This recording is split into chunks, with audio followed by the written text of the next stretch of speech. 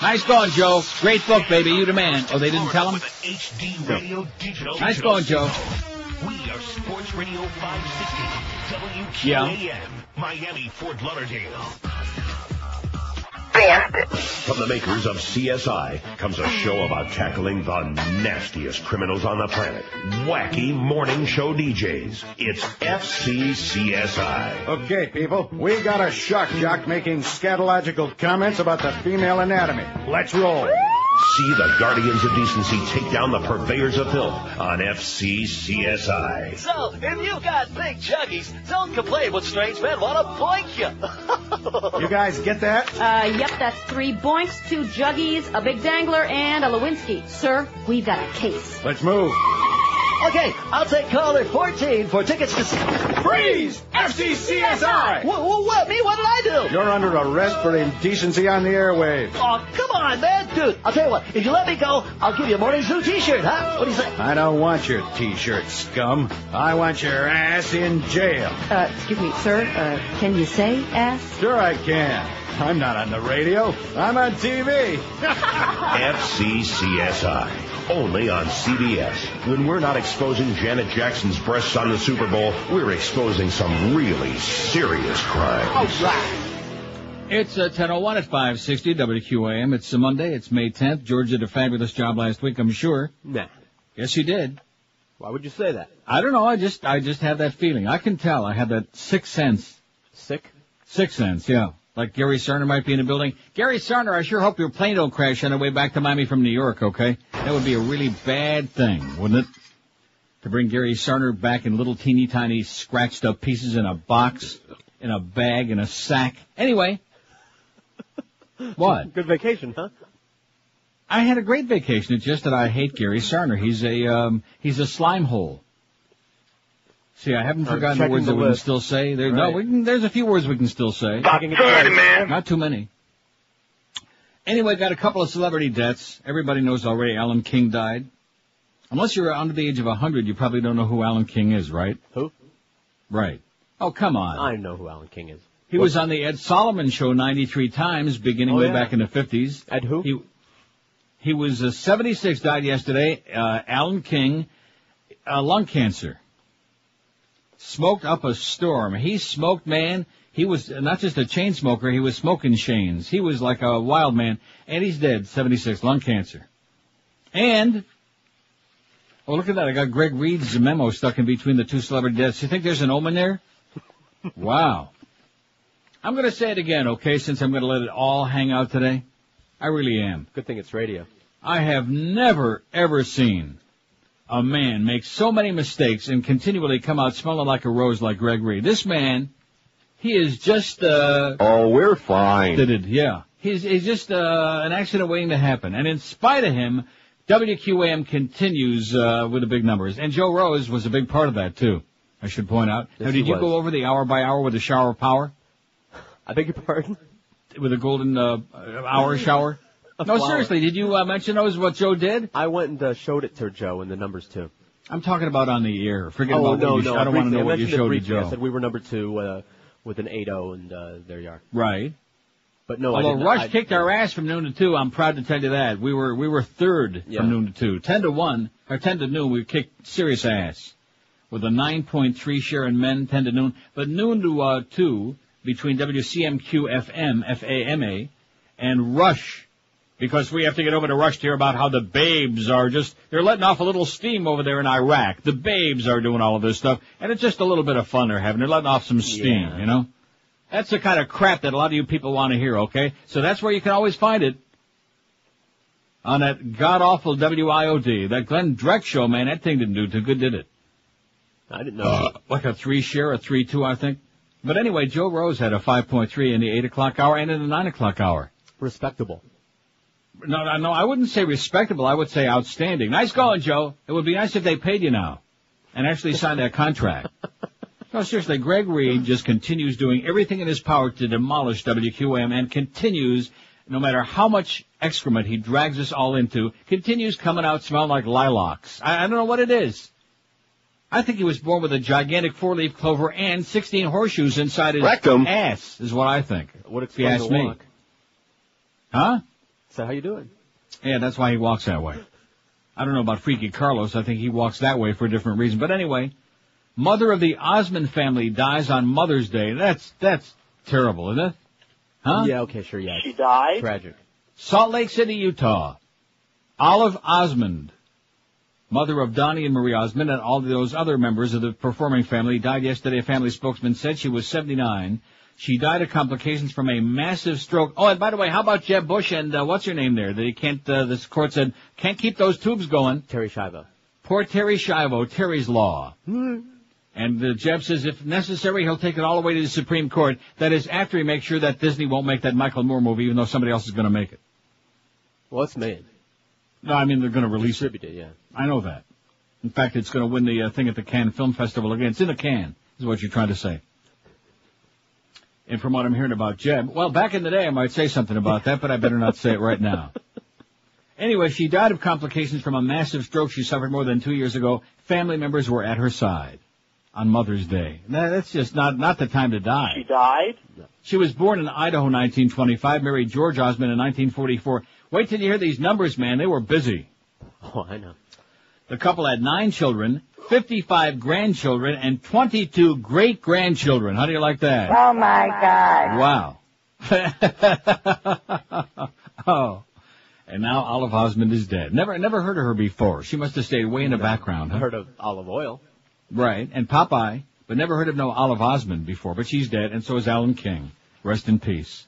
He was, he was all right. Yeah, I can't say I actually ever saw him. He was schmaltzy, He was one of those Jewish comedians that right. Probably should have spent a lot more time in the Catskills, A Jewish comedian? On the Borscht Belt, yeah. Well, that would fit into your poll, one of the polls you took. And let me ask you, which one do you like better, the road map or the quartet? All this crap is going on. All of this insanity, this madness is going on. People are dying. Children are dying. And we got the world by cliche is the way things are going right now. We got the roadmap to peace, and we got the quartet. The quartet had another meeting today. Is that the Sammy Davis quartet or quintet? I forget. The barbershop quartet. I see. You ought to be singing a different tune if you ask me, but that's beside the point. Yeah, the winter ratings are in, and according to this memo by Greg Reed announcing the ratings party. Too bad I can't be there because it's going to be this Thursday, May 13. Am I coming for that? No. No. A buffet dinner and beverages will be served. The party will be held in Pembroke Pines. I can't say where because then some pain in the ass listeners will show up like they were invited. Staff only, which I assume when he puts that on there, that means that no wives, no kids, no mothers-in-law, right? Gary Sarner can't bring his mother-in-law. Gary Sarner, I don't hope you're playing Crashes because there are probably a lot of nice people. I just hope you fall out. What? Yeah, I hope he just falls right out. All the other people on the plane are safe, but I just hope his ass falls right out, and the rest of them too. You're an idiot. He's the only person in our building could make Todd Dreck look like a human being. That's the kind of schmuck Gary Sarner is. Anyway, looking forward to seeing you all there, says Greg with that squiggle in his hand. Right? We kicked ass, boy. We're great. We're great. We're doing it. We're doing it. It's just astonishing to me that a man who does everything in his power to destroy everything that we attempt to do, who's just the biggest impediment to our success, continues coming out smelling like daffodils in springtime, like roses, like the lilacs in Rochester. You ever smell the lilacs? Sure. Purple and white. Love Have you really? Where'd you smell those? Montana. Had several trees. Montana had lilacs? Oh, yeah. Well, I'll be damned. Thick with them. Huh. Huckleberries, too. Here's your poll from Friday, and another nice list. I checked your polls online all weekend. All week I was away. Yep. And I noticed a lot of good judgment there. A lot of building polls. That's right. Poll building is exciting. They call. That's the only thing gets them to call. You don't see anybody calling right now, do you? Now that I'm back from a week in Copenhagen and Rome and Amsterdam and places where they give you the real news and where they don't sugarcoat it like on CNN, the Certainly Not News Network. I'm going to tell you seriously, the difference is like night and day. Reading the British papers, watching the news on BBC, CNN International, not Sky News because that's a Rupert Murdoch piece of right-wing crap, so it's like watching Fox News Light, watching Sky News. That's garbage. And what is it with the Brits and all that silly sports, man, with that cricket? It was a record for a test cricket, what are they talking about? I think they ought to test their sanity, them Brits. And there was plenty of them in Amsterdam again, too many. One is too many. All them silly twits. They all look like the Beast. They got those bowling ball heads, the Brits. You know what I'm talking about? Bowling ball heads. Big porky guys with bowling ball heads. Drunk as a skunk. Acting like a bunch of silly twits. And we know that the Queen's, what is it? Who are the British soldiers that did a lot of the abuse in Basra? It was the Queen's Battalion or something like that. It couldn't possibly have been that. And based on their behavior over there, I think a bunch of queens is absolutely what we're talking about. Just like you've always said, and I certainly wholeheartedly agree, all of these things always involve all of this faggery. Faggery is what we're talking about, Rush. Lots and lots of faggery. What? It's true. That's fraternities, military, right. Man. Sports. You get a hold of somebody's sports. Make sure they take a lot of naked showers together. Initiations, baby. Hazing. Right, that's right. Strip them naked and then have your way with them. Right, have them do stuff. Rape, murder, golden showers, you name it. Whatever you can come up with. Stuff that we can't see on air anymore like that. Rape is funny. Right. Oh, by the way, he is the missing link, the weakest link, the Mo Man. You can't complain about his numbers in this last book because basically he didn't have any. Remember how he was out sick the day after the numbers came out a week ago Friday? Right, yeah. He was in mourning. That's what Gus said. He was in mourning for his own bad numbers. Man, that was pretty lame, Mo. I know you stink. You're really bad. But the numbers you came up with when the rest of the station had a gigantic book from 8 a.m. to 7 p.m., everybody kicked ass. The Mad Dog, the Humper, yours truly, Joe Rose, the Blockhead, everybody. The Mo Man and the old dumper. Nothing worse than a sorry old man just in his hairpiece spending all that time in the dumper. Anyway, I will have to do the break. And then get to your poll. We got Cynthia Rothrock today. Yes. Depleted uranium. Just, those are two words to keep in mind, okay? Nobody cares. I'm going to tell you one of the books. I know, I'm not going to read any of it because they don't care. Spinning on the Axis of Evil. It's a paperback, so it's not that expensive. Written by Scott Taylor, best-selling author, award-winning journalist who spent tons and tons of time in Iraq. It is, when you finish reading this book, this is the one you need to read. Forget about John Dean and about Bob Woodward. This is the book you want to read. Spinning on the Axis of Evil. You got it? No, not on me. By Scott Taylor. Well, you should have it. I'll bring it. It is just going to make you want to pee your pants. It's going to make you so frickin' angry. And that line about after 500,000 Iraqi kids died because of our sanctions and because of the depleted uranium that we've dropped all over the country, not to mention the birth defects of the children of our own military since the Gulf War. 500,000 Iraqi kids died, and I asked Madeleine Albright on 60 Minutes in 1995. I want to get the exact quote. I read it to you, but I want to get the exact quote. This time Get out of here. See, that CNN's even trying to muscle in on my show. If they asked whether the U.S. policy toward Iraq, meaning the sanctions, the UN sanctions, could possibly justify the death of 500,000 children, then Secretary of Madeleine Albright didn't hesitate. She said, yes, the price is worth it. Well, and that was 9 years ago. You can imagine how many more dead people we got now. But at any rate... who cares? 10:13 at 560 WQAM. Voom is the only entertainment system designed for a high-definition TV. Voom has got over 35 channels of great HD programming, 3 times more than anybody else.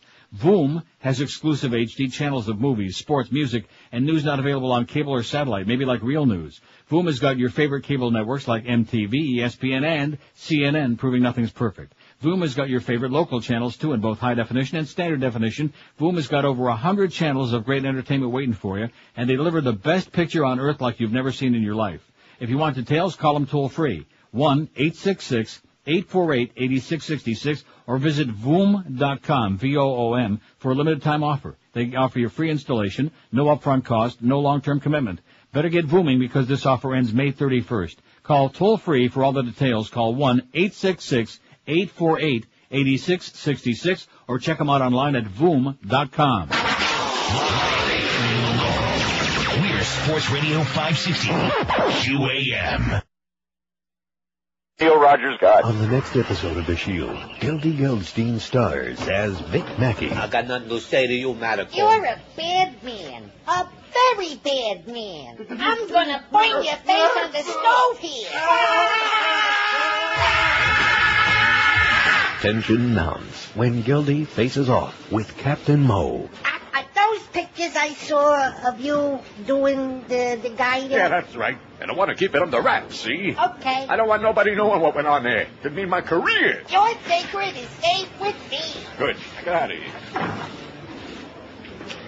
Hey, everybody. Captain Mo put the Mo in homo.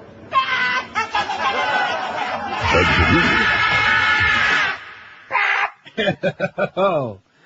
10:18 at 560. It sounds like they brought some of the good shrooms in on the plane with me. Sounds like they're spreading them around. And speaking of the plane, before Gary Sarner makes his next business trip, tell him I got something special I have a gift for him, but I'd like to place it in the suitcase personal. At any rate, what's your favorite oxymoron, is what George asked. Now, what was the one you said that they be the euphemisms? Yeah. There was some I added on overlapping. the quartet, and it got only one vote, which I was pretty disappointed. Nobody understood what that was except me, and I had already voted. What do you mean nobody understood what that was? Oh, you got to watch news and be up to date on Middle East and all that to understand that. You do? Yeah, you do. I see. Are you trying to say that the audience is dumb, that Americans are dumb? Is that what you're trying to say? Stupid? Stupid? Is that what you're trying to say? Well, guess what? Absolutely correct, sir. At any rate. By the way, would somebody ring the alarm in John Kerry's room and wake him up? He's been in a deep coma for a long time. He makes Terry Schiavo seem like a live wire. Yeah. Oh, I shouldn't have said live wire with all the pictures they're showing around these days. That's not a good, What's your favorite oxymoron? That was George's poll on Friday, and if I read all of these, we could get up to 155 before you know it. I know some of these don't qualify, but, Compassionate conservative, 325. President Bush, 277. Military intelligence, 110. How about presidential intelligence? Coach Wonstadt, 92. That's sad. Yeah. Rap music, 88. Palmetto Expressway, 79. Hialeah Gardens, 77. I don't get that. It's not a garden. Is that kind of like paradise? Right. Happily Married, 68. Good Christian, 55. Jumbo Shrimp, 54. Miserable F, 46. Miserable, can't say it, 46. Pretty Ugly, 44. Kind of like Roy Orbison. Pretty Woman, Pretty Ugly. Pretty Roy. Christian Science, 34. Fox News, 31. Civil War, 29. Holy Crusade, I like that. That's cute. Holy Crusade, 24. Equally cute. Middle East Peace, 23. Now we're getting warm. Hey, how about some halava, Ariel? If Eli Wallach can eat the cannolis in Godfather 3, then I think Ariel Sharon can eat some of that halava. He could sure pack some in big time. Oh.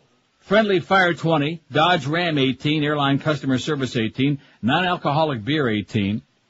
Religious Freedom, 16. Same Difference, 15. Postal Service, 13. Microsoft Works, 13. Family Fun, 13. And on it goes with a whole bunch more, which I'm not going to waste my time with.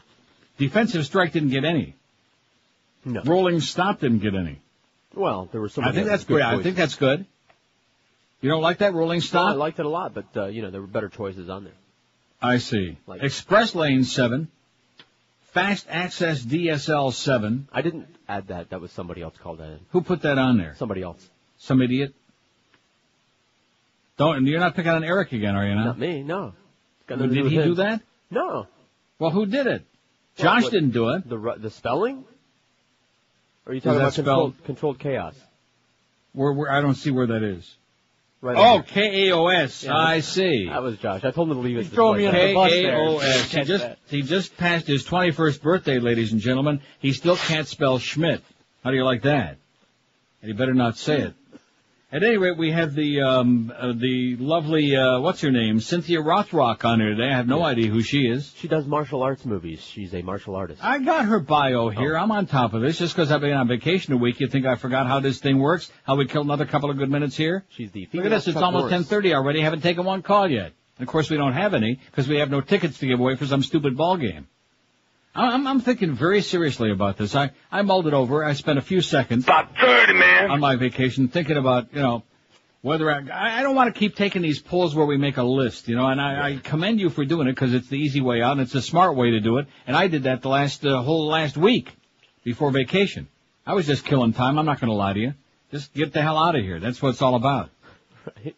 But just because of the fact that the South Florida audience can't respond to the show unless we have a poll building a stupid-ass list, I don't think I'm going to do that anymore. I'd rather go back to just reading mostly bedtime stories with all the crap that's going on right now. When you tell me that most people don't even know what the quartet is and how stupid that is, then I tell you there ain't no hope, okay? There ain't no freaking hope. They don't have an idea. They have no clue what the quartet is? Zero, none. The U.S., the UN, Russia, and... Yeah. You can do it. Israel. The EU. Oh, I didn't know. I thought it was Israel. No. See, there he goes. Bitching everybody else out. Mr. Smarty Pants, and you ain't got a clue. Anyway, Cynthia Rothrock, she's behind the beaded curtain today. If you're very old and you're very feeble and couldn't get it up on a bet, here's the deal. Then you're allowed to look at it very briefly. Keep your hands right in front of John Ashcroft's eyes at all time so we can keep a watch on you. Make sure you're not getting no bad ideas. Boy, he would have gone nuts in Rome, man. I never realized. Well, I did, but I've forgotten. Haven't been there in a few years. All those naked statues over there. There are breasts and penises and there's just all kinds of stuff. Just right out there in pubic. Man. Piazza della this and Piazza della that and Piazza della vagina. It's unbelievable. Naked body parts. At least we could keep his ass busy over there anyway, covering it all up. Because the one thing this administration does best is a cover-up. Cynthia Rothrock, and let me just tell you right up front, okay, all of this stuff in Iraq with the abuse, this, with the Brits and the U.S., this isn't just a series of isolated incidents. This is the policy. This is policy made by the movers and shakers, the people in charge over there, and all these underlings, they're the ones they're going to stick it to. And I'm not saying they shouldn't know better, like your girlfriend Lindy England there. Lindy. I forget which network it was on. I think it was on the BBC. They referred to her in the report as trailer trash, which I thought was so perfect, man. Some of us are keen on that. Trailer trash. Wow. Anyway, Cynthia Rothrock, she was born March 8th, 57. It makes her very old, 47. In Delaware. She was the undefeated middleweight kickboxing weapons lady champ for, and then it says, I don't know what. Oh, I see. That's a trivia thing. She was in Sci-Fighter 2004, Redemption 2003, Bala Perdida 2002, Never Say Die, Untouchable 2, Manhattan Chase, Tiger Claws 3. There is a list here of 80 billion martial arts movies that she was in. The Hostage, they're not all martial arts movies either. Dukes of Hazzard Reunion on TV. She always kicks somebody in every movie she's in. Did she really? It's in her contract. Did she kick ass? And other parts. Well, you better tell W about it. Maybe she can go over there and kick some ass. Deep Cover, Sworn to Justice, Eye for an Eye, Portrait in Red, Yes Madam, Fast Getaway 2, Guardian Angel, Undefeatable, Undefatigable, etc. So I've never seldom seen anybody who was in so many freaking movies, man. She's just unbelievable. Cynthia Rothrock, there she is in the All Together for All to See. Speaking of For All to See, before I do the break, can you believe another break already? Wow. As your friend Druzy would say. By the way, Gary Sarner, we have news his plane has just kind of been wandering over the ocean in preparation for letting his ass right out. Just drop him out, okay? Nobody will miss him. Boy, is he bad news. Anyway, on our website today, and it's 15 pages, so I'm certainly not going to read it, although it would be a good idea, but I'm not going to. Seymour Hersh, the New Yorker article, how the Department of Defense mishandled the disaster at Abu Ghraib. And now they're calling it Abu Ghraib, so I'll say it too, but that's not how you pronounce it. Abu Ghraib. And here's the latest picture to add on. And, of course, this is only one of many, many, many, many more that are coming, and the video as well. An Iraqi prisoner and American military dog handlers. Other photographs show the Iraqi on the ground bleeding. There it is. It's on our website. Chain of Command by Seymour Hersh from New Yorker. It's on there today with the picture. Nasty-looking dog, an angry dog, and here's the Iraqi prisoner standing there naked as a jaybird. And, of course, the Muslims have already got this thing about dogs. Right. Really unclean, like, ooh, keep that thing away from my ass and the rest of me, too. 1027 at 560 WQM. Think about it. For a virtual company to succeed without any storefront locations is unbelievable. It means beating the competition on every dimension. That's what Dial Mattress has been doing in South Florida for over 12 years. When you call 1-800-MATTRESS, you'll get better prices, better delivery times, better customer service, better everything. Dial Mattress won the 2004 Better Business Bureau Local Torch Award for Excellence because they work harder than anybody else to earn your business before, during, and after the sale. When you call 1-800-Mattress and speak with one of their expert bedding consultants, you can rest assured you can bet Greg's life on it. You're getting the best possible deal anywhere. Choose from the complete line: Sealy, Serta, Simmons, King Coil, Tempur-Pedic, Stearns, and Bill Hewitt. At 1-800-Mattress, you'll discover there's never an extra charge for same-day delivery either. Dial a Mattress takes same-day orders all day long from Kendall to Stewart, Palm Beach to Fort Myers, too. And don't forget, when you call 1-800-Mattress, you still get to pick the date and 2-hour delivery window when you want your mattress delivered, when it's convenient for you, and they're mighty proud of that delivery record. On-time deliveries 99.7% of the time. I'm one of their zillions of satisfied customers for years, and I know you will be too. So do the smart thing like I always do. Call 1-800-Mattress or log on to their website, mattress.com. Dial a Mattress, 1-800-MATTRES, the easiest possible way to get you a great night's sleep for years to come. This is Sports Radio 560, QAM. Iraqi language lesson number 1. Let us begin. Kim la bella ukneb lakta kulib. There's a camel sniffing your sister. Tika gon blika, brimon bizbiz frida teka. If my camel had a face like yours, I'd shave its butt and teach it to walk backward. Rondanis manda kunte witchy witchy. Pardon me, miss, but you have a wedgie in your robe. Now, turn the record over for Iraqi language lesson number 2. Please. 10:32 at 560 WQM. Happy Monday to you. 70 votes already on the poll. Haven't even announced it yet. What's your take on the abuse of Iraqi prisoners? Don't let me forget to talk about the geniuses we have in the U.S. House of Representatives. I'm going to tell you. No, seriously. I mean, you know, we got our own Ileana, Rosanna, Dana, idiots like that. But anyway, 70 votes. What's your take on the abuse of Iraqi prisoners? Bush has to go 26. Rumsfeld has to go 16. I don't give a Schmidt 9. It's part of war 9. Only the abusive officers should be punished 7. And they must have deserved it 3. There you go. They must have had it coming, right? I asked for it. Now, just from, the thing about I watched, I'm probably one of the few people on the face of the earth. I'm on vacation. I wasted at least 2.5 hours of my time watching, and of course everybody had it, Sky News and BBC and CBC, and whatever it was, CNN International. I don't watch the Senate hearings. I did see the clip Ted Kennedy and John McCain ripped Rumsfeld an ass. I love that. But when the House of Representatives, when the House was holding their hearings, first of all, mainly what you got is a bunch of politicians sitting around making speeches, either kissing Rumsfeld ass or like Kendrick Meek did, which I was really embarrassed for him, about, well, why, it's not political, but why you really have to resign. Yeah, he went on and on and on, just making a speech, not really illuminating or getting any information out, for the most part. They got to one of the congressmen from Illinois, the guy's name was, Jim something or other. I wish I remembered his last name. Now, I don't want to make fun of somebody that's got a hair lip, okay? But if you got somebody that's got a hair lip, or whatever his handicap is, I don't know. He's got this strange thing on his lip. That's a hair lip. Rumsfeld couldn't understand him. The generals couldn't understand him. Nobody in the room could understand a word he was saying. Like that. They prefer if you refer to it as a cleft palate. I see. He was verbally challenged, okay, is the best way to describe it. And I kept watching him go from one of these bozos to the next one, and I thought to myself, these are the kind of people that we have on a committee like this handling sensitive issues of life and death?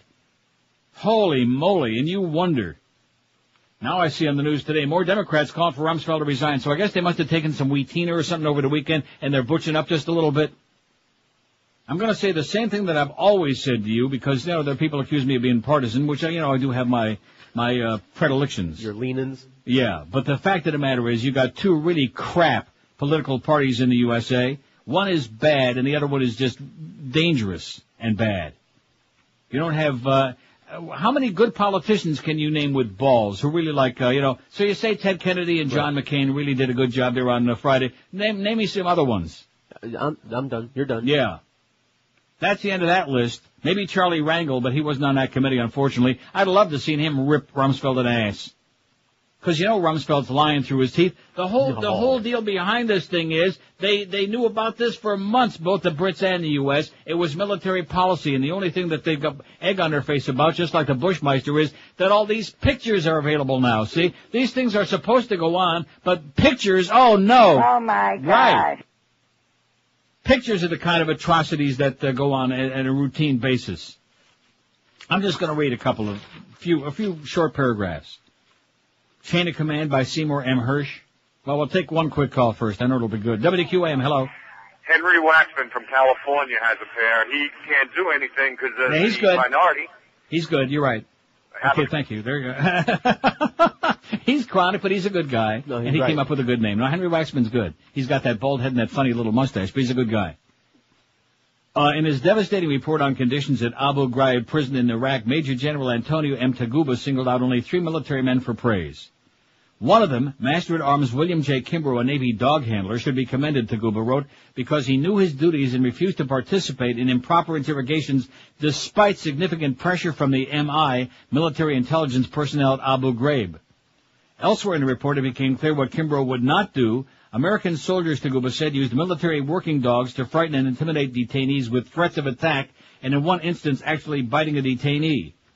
Taguba's report was triggered by a soldier's decision to give Army investigators photographs of the sexual humiliation and abuse of prisoners. These images were first broadcast on 60 Minutes 2 April 28th. 7 enlisted members of the 372nd Military Police Company, the 320th Military Police Battalion, and Army Reserve Unit are now facing prosecution, and 6 officers have been reprimanded. Last week, says Seymour Hirsch, I was given another set of digital photographs, which had been in the possession of a member of the 320th. According to a time sequence embedded in the digital files, the photographs were taken by 2 different cameras over a 12-minute period on the evening of December 12, 2003, 2 months after the military police unit was assigned to Abu Ghraib. One of the new photographs shows a young soldier wearing a dark jacket over his uniform and smiling into the camera in the corridor of the jail. In the background are 2 Army dog handlers in full camouflage combat gear restraining 2 German shepherds. The dogs are barking at a man who's partly obscured from the camera's view by the smiling soldier.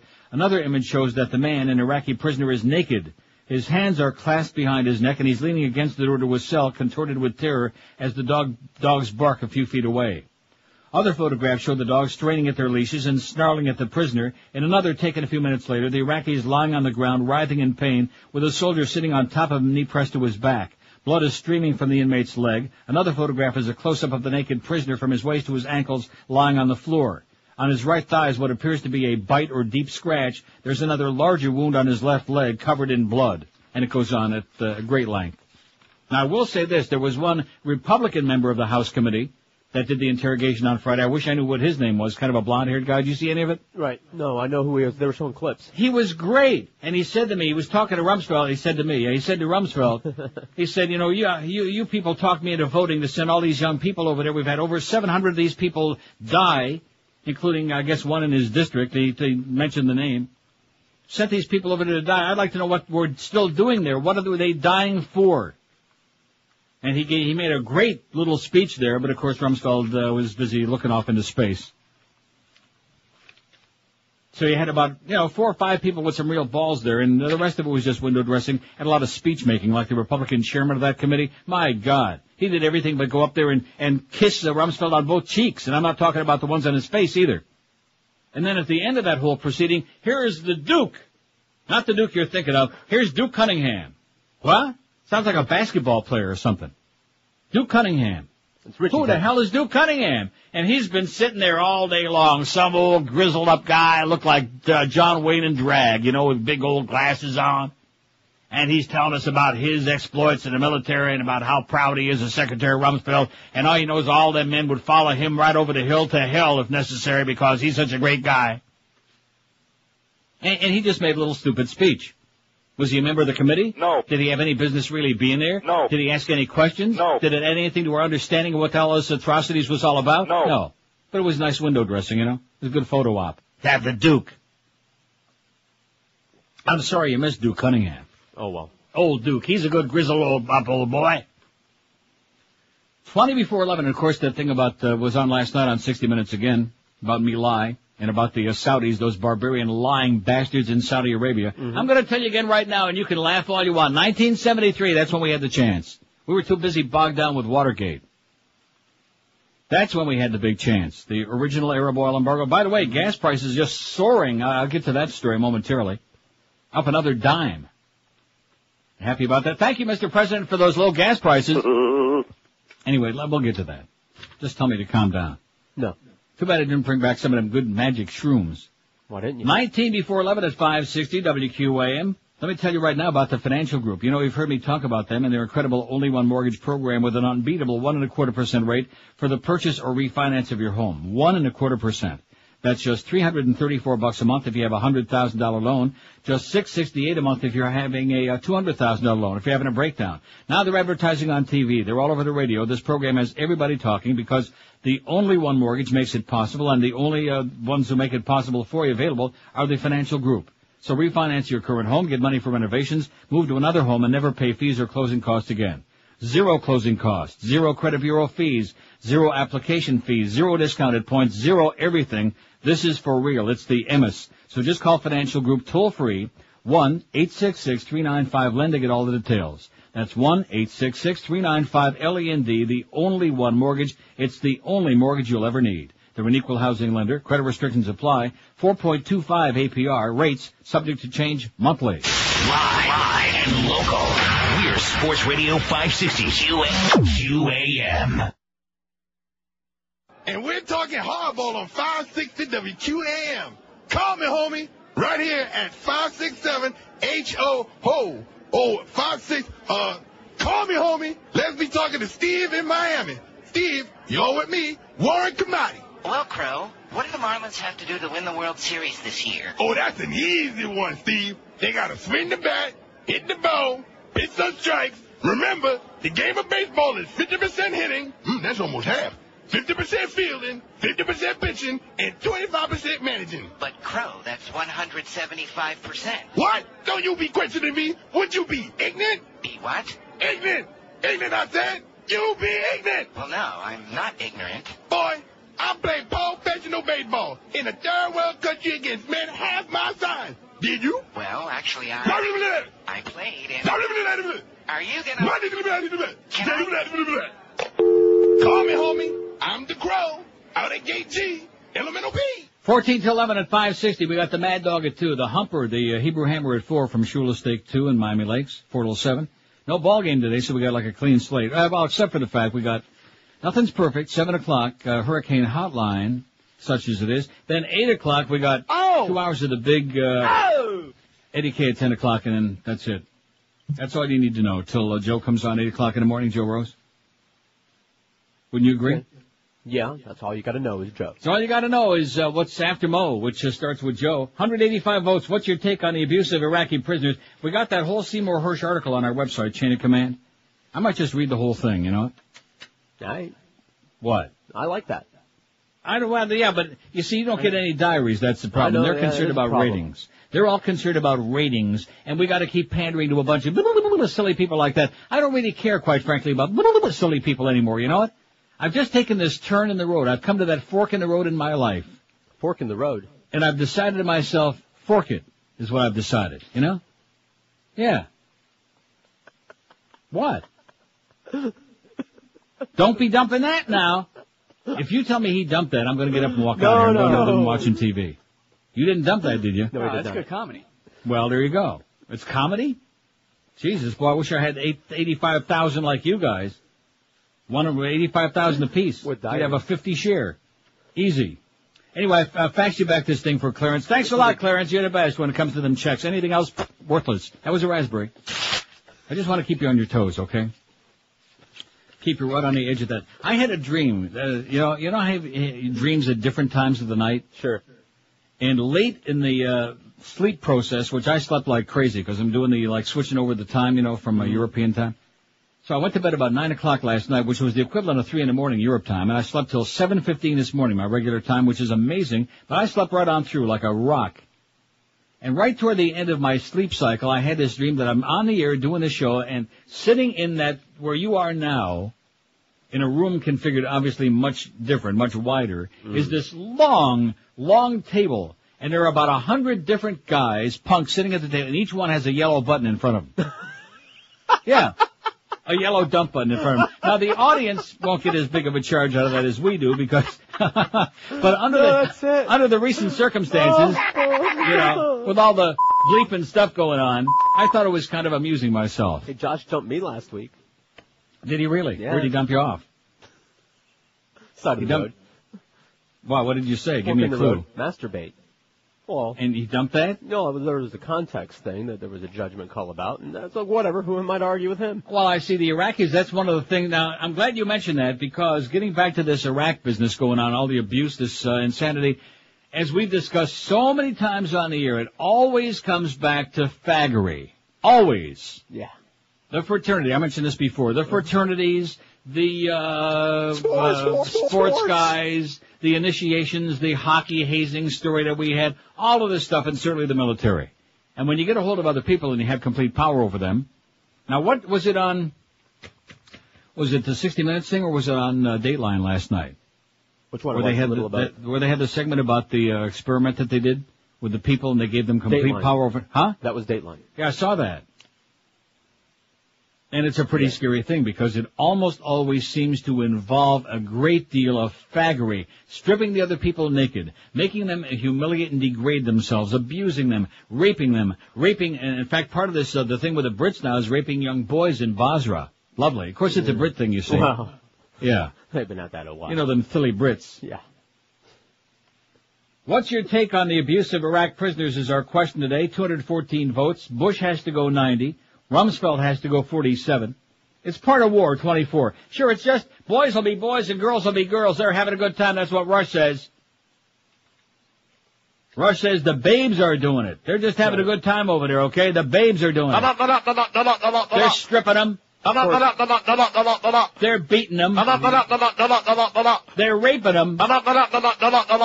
They're abusing them. But the one thing they're not doing is popping any oxys. No, that's called an Appalachian party, what they were doing over there. Only the abusive officer should be punished 20. I just don't give a Schmidt 18, real rocket scientists out there. Those are the people we can say goodbye to, okay? I'm tired of them people, you know? Maybe they'll care about those other pictures. And they must have deserved it 15. I even like those people better than the ones, I just don't care. I don't give a Schmidt, you know? That has nothing to do with my life. America is full of idiots, man. You watch the news any place else in the world and they come on with important stuff that has an impact on our lives, on the future of the whole stinking planet. And you watch the news here and the second story is about stupid-ass Kobe Bryant. Well, who gives a flying fig about Kobe Bryant, okay? I sure as hell don't. Do you? No. I guarantee you Josh probably does, because he's got a little bit of that sports nerd rubbed off on his butt. I don't care about Kobe. You know the Nutella tastes just as good without his picture on the label. And I think it was Clarence that was responsible, by the way. See, I slid that all by and you weren't even paying any attention. I got you off guard on that. What? See? Yeah. Right. See, I'm pretty sharp the first couple of days after vacation. Then I slide back into being, a doddering old fool, but that's okay, because the checks keep showing up. Yeah, I hope there's plenty of checks in that box there, in that P.O. box, Clarence, okay? We're talking a whole bunch of cash ought to be in there. Maybe enough for me to say, although I'll tell you, I got a new guy that's handling my money, and he's losing it so fast, he makes Mitch Hirsch look like a rocket scientist. Really? Are you serious? Yes. Oh. No equities, though. I got to call this guy when the show's over today and tell him that I'm hiring Luca Brazzi. Well, it's going to be get great. A 2-for-1 deal, him and Gary Sarner. At any rate, why'd I even bring that up? It's so depressing. They're all a bunch of snake oil salesmen, baby. That's all they are. Bada-beep, bada-boop, bada-bop, over here, over there, yeah, right. Kind of like those weapons of mass destruction. You keep looking for your money with all these investment experts.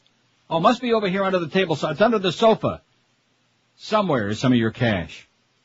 WQAM, hello. Hi. WQAM, hello. Hey, Neil, how you doing? Okay. I don't know why they have to be torturing people if God is on our side. Yeah. And, if he was sent by God to be president, he should have more power than torturing people. Wait till they get a hold of some of our justice, too, which is also sent by God as well. So, it's amazing. Did you see the Zogby thing? John Zogby? What thing? Well, he has now said it's Kerry's election to lose. Yeah, and he's doing a hell of a job of it. Yeah, well, if it keeps up like this... under these circumstances, with all of this stuff that's going on right now, Kerry ought to be 15 to 20 points ahead and pulling away. Well, but you also have that 40% evangelical base, of the Republicans that just, no matter what happens, it doesn't matter what happens. They're going to vote for Bush. So, it's hard to pull away. You're telling me that 40% of the country are evangelical Christians? Well, no, 20 million evangelicals in the last election cycle out of the 50 million who voted Republican voted for Bush, obviously. Right. So he's got an automatic... But that's only 20% of the total electorate, see, because only half of the voters vote for Bush. Well, you're absolutely right, but they... So what about the other 80%? And then he's got another 10 million who are already vested because he's got, all his cronies and the people he's doing business for. There's a 10 million population there, so he's got 30 million secure votes, and obviously with Nader in there, it causes a problem. Let me say it again. Kerry ought to be ahead 15 to 20 points right now. Well, I agree with you. And have a great day. If he was doing any kind of a campaign, any kind of a job, what's his plan for getting us out of Iraq? Does anybody know? No. What's his plan? What's his plan to counter this chilling of free speech in America and the freedom of the press? Any plan? No. Any commentary? No. Where is this man? What is he waiting for? It's his for the grabbing. Grab out of the brass ring, okay, John? If you can find it.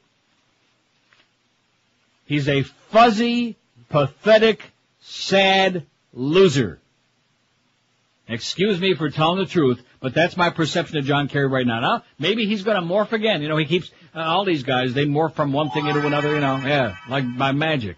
Maybe he'll morph into this dynamic ball of fire candidate between now and November the 2nd, whatever the hell it is. I don't see it happening. Do you? No. I think it's not too late to make a change. I told you this before vacation. People thought I was nuts. Well, they always think I'm nuts. That's because they're too busy worried about important things like the heat. Yeah, it's hot. And Kobe Bryant. And a lot of other 7-foot freaks of nature. How about Jason Williams? Here's another one. Only he ain't playing no more. Yeah, how about that? Got off. How about that? Jason Williams got off. What a surprise, huh? No. Not. What a shock. Not. Because one thing in America, jocks don't commit crimes, okay? Do not commit crimes, no matter what it is. They're always innocent. 5670560 #. What am I getting all worked up about? It's not even 11 o'clock yet, but it's break time now.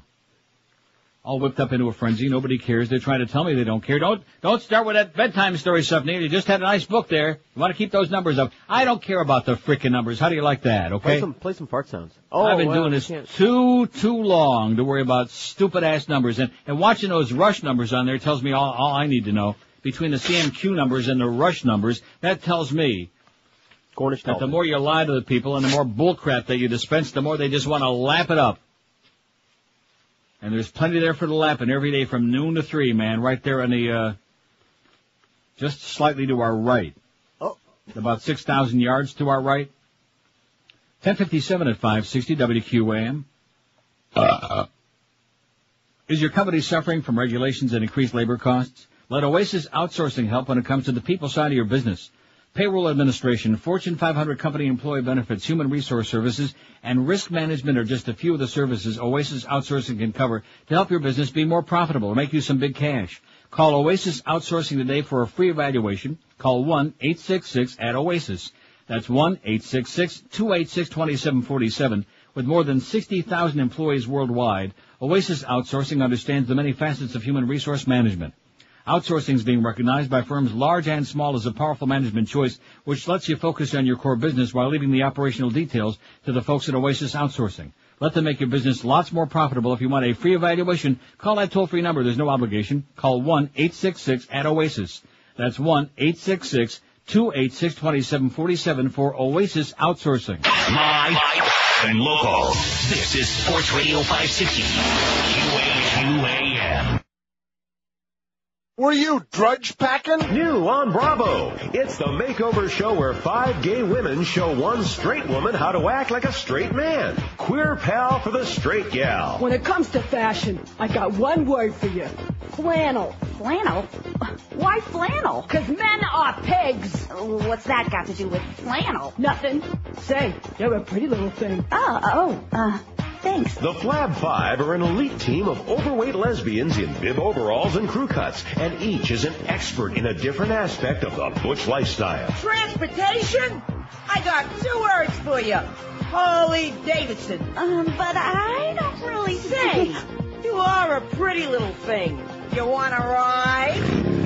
Watch every week as Queer Pal for the Straight Gal transforms a stylish straight woman from fab to drab. This is thirsty work. Got any beer? No, all I have is wine. Wine swine. Which reminds me, men are pigs. Yeah, you mentioned that. Boy, you sure are a pretty little thing. Yeah, gotta go. Don't miss Queer Pal for the Straight Gal right after Flat Tops and Birkenstocks. Where else but Bravo? All right. It's 11:02. Doesn't that sound a little bit low? All right. I don't know. To me, could be. Low. Sounds mighty low. Anyway, you're supposed to have stepped in by this point already and said, come back to your senses, Neil, and quit the talking crap. Come back to your senses and play some fart sounds. Right. Well, we can't do that anymore. How about a few of these? All right. Like that. Some silly stuff. And quit starting with this serious heavy-duty crap again because nobody cares. Well, I'll give you living proof that that statement is correct. After just 5 weeks on the air, Air America Radio is showing signs of stagnation. What an understatement that is. As co-founder and chairman Evan Cohen and vice chairman and investor Rex Sorensen joined the ranks of those who have already left the building. 1 week earlier, co-founder CEO Mark Walsh resigned while Dave Logan, head of programming, was fired. The company also, here comes the real jackpot. You ready for this? Ready. The company also reportedly failed to make its scheduled payroll Wednesday, leaving approximately 100 on-air personalities, writers, and producers without a paycheck until Thursday. We're on a wild ride, said John Stinton, the network's president, conceding that the network has suffered the typical bumps and bruises faced by any startup. But the bottom line, he said, is that we're on the air to stay, is what he said, right. Cohen is a former Republican political operative who was among the network's initial investors. Sorensen is an investor who owns radio stations in Guam. Well, maybe they can go on here in Guam. Okay. Just to start out small, and then you work up from there. Kind of like when we were at IOD and they had us simulcasting on that station in Key West that had the tower knocked down by a tornado, and the tower was laying flat on the ground, but we were simulcasting, we were on the air, just that nobody could hear it. Remember that? It's a true story. Sure. Hey, Neil, 2 things, says this fax. The fast-talking, very rich Senator Dayton blasted them about suppression of the news about this to Dan Rather and jammed them up. Well, I don't know. This fax is incoherent. And asked if this is proper for a general to call a news organization, that was General Myers, to suppress the story, as usual, bullshit answers and double talk. Another thing, I don't understand this. It says, do all generals have lisp like General Kimmett and General Myers? Yeah, they all have lisp, okay? Maybe that's why they're all abusing all the prisoners over there. I don't know. They're raping and molesting and playing with them and doing things and piling on. I don't know. So Air America's got big trouble. Didn't I tell you that? Oh, yeah. Yes. Didn't I tell you they got no chance? Because this whole myth of this, when you look at the radio ratings there, and we had a really great book and no complaints except for that no speaking English that nobody ever heard of. But the Rush people, see, they gotta have their fix of that right wing. They're like the Fox News people. It's the same thing. There is no counterpart on the other side of the political spectrum. It doesn't exist. Because the rest of us are multidimensional. In other words, we're not running around going, I have no life. Like that. Praise the Lord and where's Fox News, And if you were watching Sky News like I was last week, very little, I should point out, because I wanted to get the real story, what was going on, too many big stories. But you see that Rupert Murdoch spreads his poison everywhere he goes. On the one hand, he gives you all the real racy entertainment to make the money so he can produce all of his right-wing propaganda news stations like Fox News and Sky News. And his tabloids. Thank you, Mr. President, for those low gas prices, by the way. That's right. It's free. I'd like to put that kid in Gary Sarner's lap just before that plane hits the ground. The kid that called several months ago, smart ass. Oh, thank you, Mr. President, for those low gas. This is right after they started, probably about a year ago now, I would think. Started the big Iraq attack. The shock, awe, and I think shock and awe is what we got now with all these pictures and videos coming out. Aww. Shock and awe. Aw, shucks. As an awe, gee, the pictures got out, dang it. Gary in Weston says, what that last caller was referring to is that 40% of Americans claim to read the Bible every day. That's W's base. That being said, could you please get the word out that everybody should consider voting absentee so the very minimum will have some sort of paper trail? And be sure and sign your thing, unlike Catherine Harris, who didn't sign her thing. We'll get to that also. She didn't sign her thing. Oh, and maybe Catherine Harris could be flying that plane that Gary Sarner is going to be on with that kid with the low gas prices. She could be the pilot. Or at the very least, maybe God could be the co-pilot. Don't you think? U.S. gas prices rose by slightly more than 10 cents a gallon in the past 2 weeks. How do you like that? The biggest jump since last August, an industry analyst said yesterday. More than a dime in 2 weeks. The weighted national average for all three grades of gasoline was just over $1.96 a gallon Friday, according to Trilby Lundberg, publisher of the biweekly Lundberg Survey, which regularly polls 8,000 gas stations across the U.S. What do you folks do for business? Oh, we call up gas stations. And poll them. Yeah, we poll the attendants at the gas stations. I can tell you some stories back in the day about that, but I better not. All the soldiers were on. Tight gasoline supplies and rising demand at a time when seasonal environmental regulations cause a price adjustment are responsible for the increase, Lundberg said. Those regulations have both a cost and supply impact on refiners, said Lundberg. We get less gasoline out at a higher cost just when we need more of it. Meanwhile, tighter regulations make it tougher for importers to bring in additional supplies. The nation's economic growth is also on increased demand, contributing to the rising prices, Lundberg said. The average price of gas has broken all-time record highs for 2 months straight, although the average price remains about 90 cents a gallon lower compared to the peak gas price in March 81 when adjusted for inflation, Lundberg said. Crude oil prices reached a 13-year high of $40 a barrel on Friday. See, this is why this is all so insane, you know? It's madness. And also in this book that I'm recommending so enthusiastically and heartily, Spitting on the Axis of Evil by Scott Taylor, America's War Against Iraq. For the umpteenth time, here once again documented in very plain English to understand how we gave the green light to Saddam Hussein to invade Kuwait. And we said, we don't interfere in Arab versus Arab matters. So wink, wink, nudge, nudge. And he went ahead and did it. And then the Saudis all started peeing in their pantaloonies and their shmatas. Oh, he's going to come after us. He's going to take over Saudi Arabia. And that's when George Bush #1 decided we better go in there and calm things down. And the reason that they didn't finish off with Saddam after the first Gulf War is because they didn't know who the hell else was going to come in there. They didn't want some Ayatollah coming in there, some religious fanatic. That's the only reason they left him in power. And so for Rumsfeld to be talking any kind of crap, the same guy who went over there, and it's well documented in this book also, about how he went over and shook hands with Saddam. We had the picture on our website. They didn't care about chemical weapons. We provided them to them. We gave him the chemical weapons. We sold them to Saddam Hussein, and so he used them against Iran, but he also happened to use them against his own people, the Kurds in the north. We said, well, who gives a crap? They're animals anyway. Let them lose their souls. We don't care. And now all of a sudden, he gassed his own people. He was... See, the guy, and I wish I knew his name, that one congressman, man, he should get a Congressional Medal of Honor for his performance on Friday. Because he's the one guy who had the balls to say, what are we still doing there? How can we justify we've sent off our kids? Over 700 of them have died already, and the number is increasing every day. What are we doing there? What was this all about? And this business about, just like CNN now, the headline, the fight for Iraq. That was never the fight for Iraq. It was about protecting us against terrorism. Right. Did it have anything to do with terrorism? No. Were they like 45 minutes away from an attack against us or the Brits? No. No, it was all a pack of lies. Were they involved with Osama Yamama? No. But now all of a sudden they've managed to pull a bait and switch. This is the biggest bait and switch in the history of the U.S. What was supposed to be about connected with the war on terrorism and making things safer for America, obviously has now made people more... If you had any idea how Americans are hated all over the world right now, you would crawl under your desk right now. Oh, they don't care. They must be wrong. Yeah.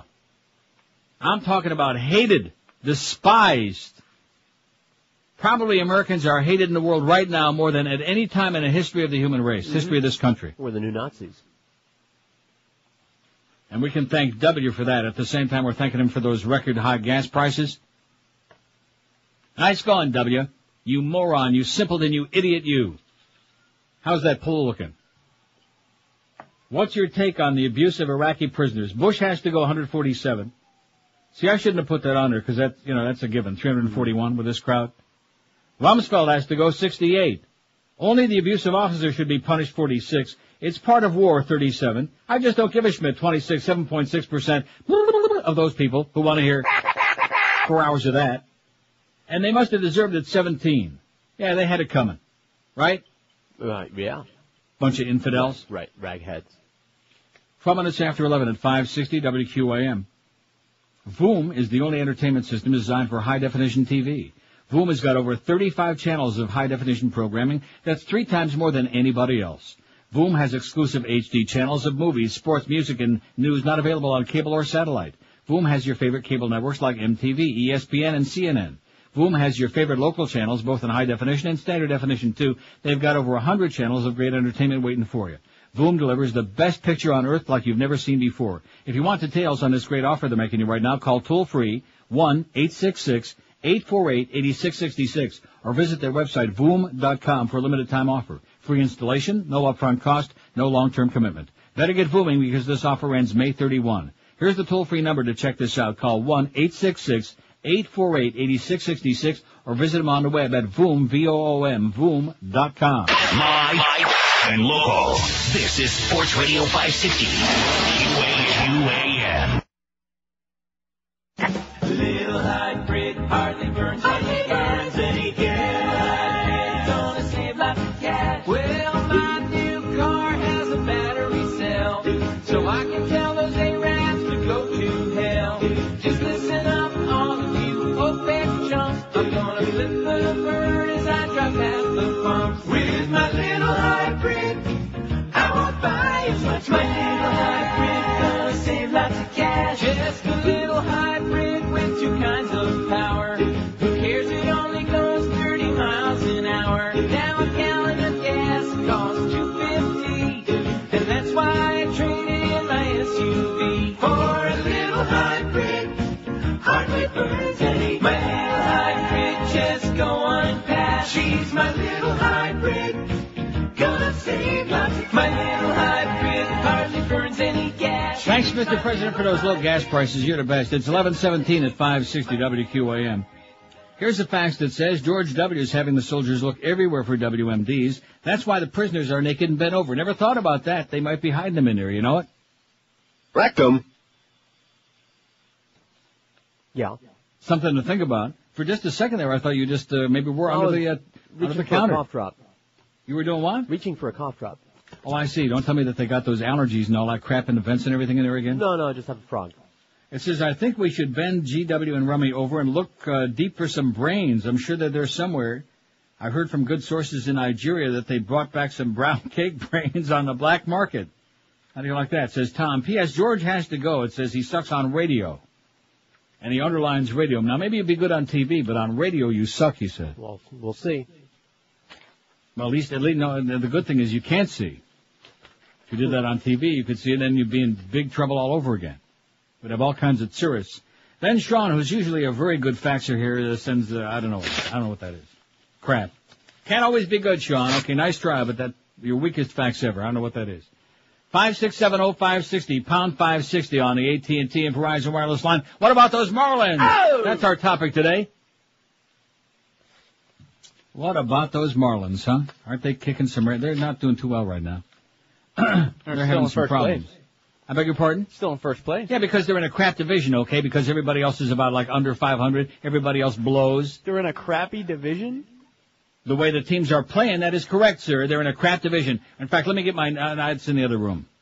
I don't want to take the time to run in there. You probably got the standings right there. Are the Braves 500 or 1 under? Yeah, they're 2 under. 1 under. They're what? 1 under 500. Well, what kind of a division is that? They're in second place and they're a game under 500, and you're telling me that's a good division? Well, the last time I checked, baseball season was 6 months long, and by the He's end talking through his teeth again.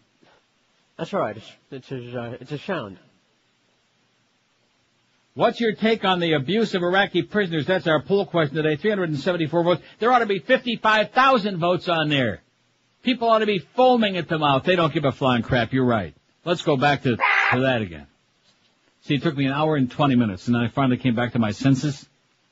God. Yeah. Oh. Fake death claim on sex case priest. We'll get to that. This is in the British Guardian yesterday. Boy, it's so refreshing to find like real newspapers and real TV news stations to watch, and they're just ripping Bush and Rumsfeld an ass on all the TV I was watching, even on CNN International, of course, because that's not seen domestically. That's not part of the brainwashing program from the New American Nazi Party. That's not part of the game plan. I guess one of those ends in CNN certainly must stand for Nazi, don't you think by now? No question. Cable Nazi Network. WQAM, hello. Neil. Yes, sir. How you doing? Okay. You know, I used to listen to you for laughs, and I still do. You know, you're awesome. But, you know, the world has taken a turn for the worse. It's taken a turn, man. And we have got a horrible, horrible administration in there, and I just thank you for your service, sir. You know, you put in your time and you do your research, and it's important, and it really is important that people hear what you're saying, because there's no one else out there saying it unless you listen to Randy later on. And, you know. As long as she's going to be on air. Good thing for her, she can still come back, you know. That's true. And come back to Palm Beach, Randy. All's forgiven. That America thing, that's history. That's dead meat. Yeah, well, I hope it goes. You're right, Joe. It might not. It's going all right. I was wondering if you, I don't know if you mentioned this yet today. In the newspaper today, there's an article, where some Pentagon officials and some generals in the field are saying how we're losing the war. We're losing battles, but we're winning the war. Yeah, it's on our website. Oh, okay, you got it. Okay. Yeah. I thank you very much. Keep it up. You know, you keep me sane during the day. Because, you know, there's so many people out there you just can't get through to. I mean, it's just amazing how these people, like you just said a little bit ago, why these people aren't all pissed off and fired up. I don't get it either. I mean, when you look at the news on there and the second story is about Kobe Bryant, that tells me everything I need to know about the American public. You're right. That's exactly right. Good luck, Pally. I'll see you at the border. Hey, thank you. Bye-bye. All right. In fact, which story is it on there? I want to make sure I know the story he's talking about. I just want to make sure I see the headline on here on our outstanding bedtime stories on NeilRogers.com. Oh, I like this story, too. On the brink of the Cronkite moment, it's beginning to feel like 1968 when the Vietnam War was first challenged by a till then compliant U.S. media. Starting to get the same thing. Let's see. Where's that story? We got the Krispy Kreme story coming. Here it is.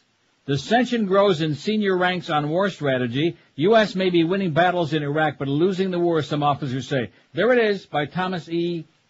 Ricks. Ranger I wonder if Ricks? he's kin to Ranger Ricks, yeah.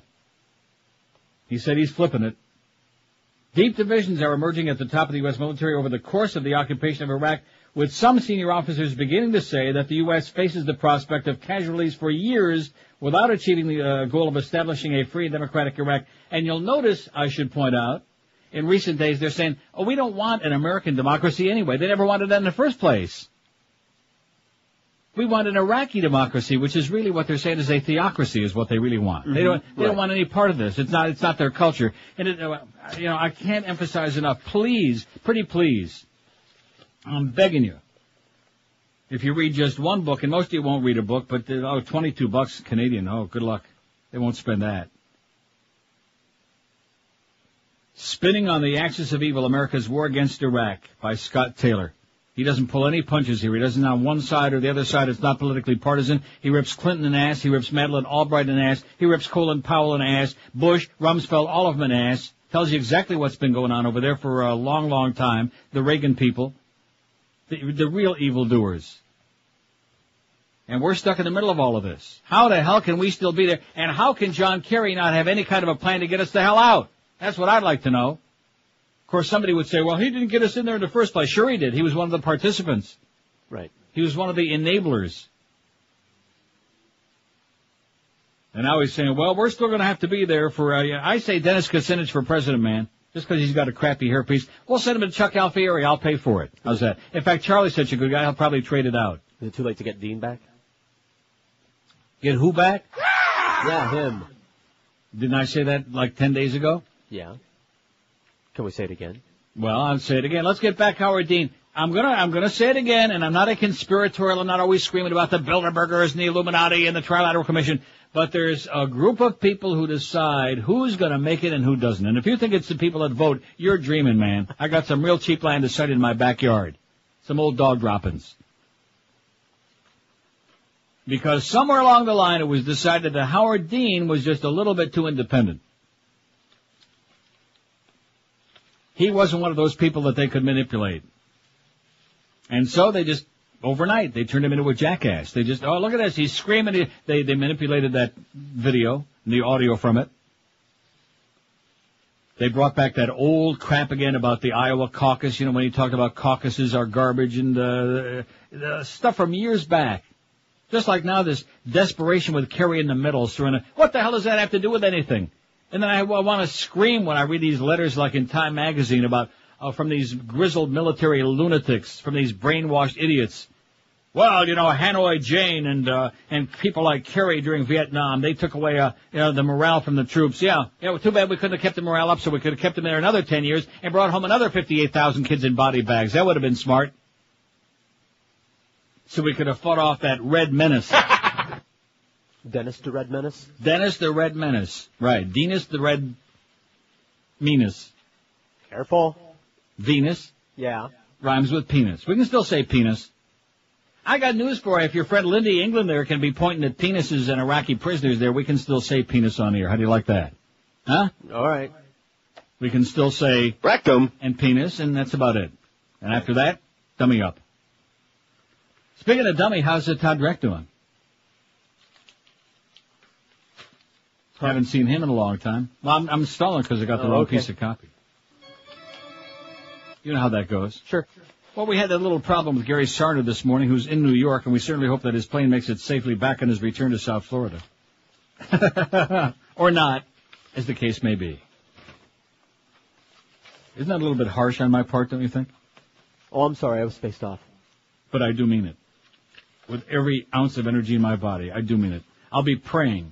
Remember in the movie The Ace, The Great Santini? Yeah. With Robert Duvall? Mm-hmm.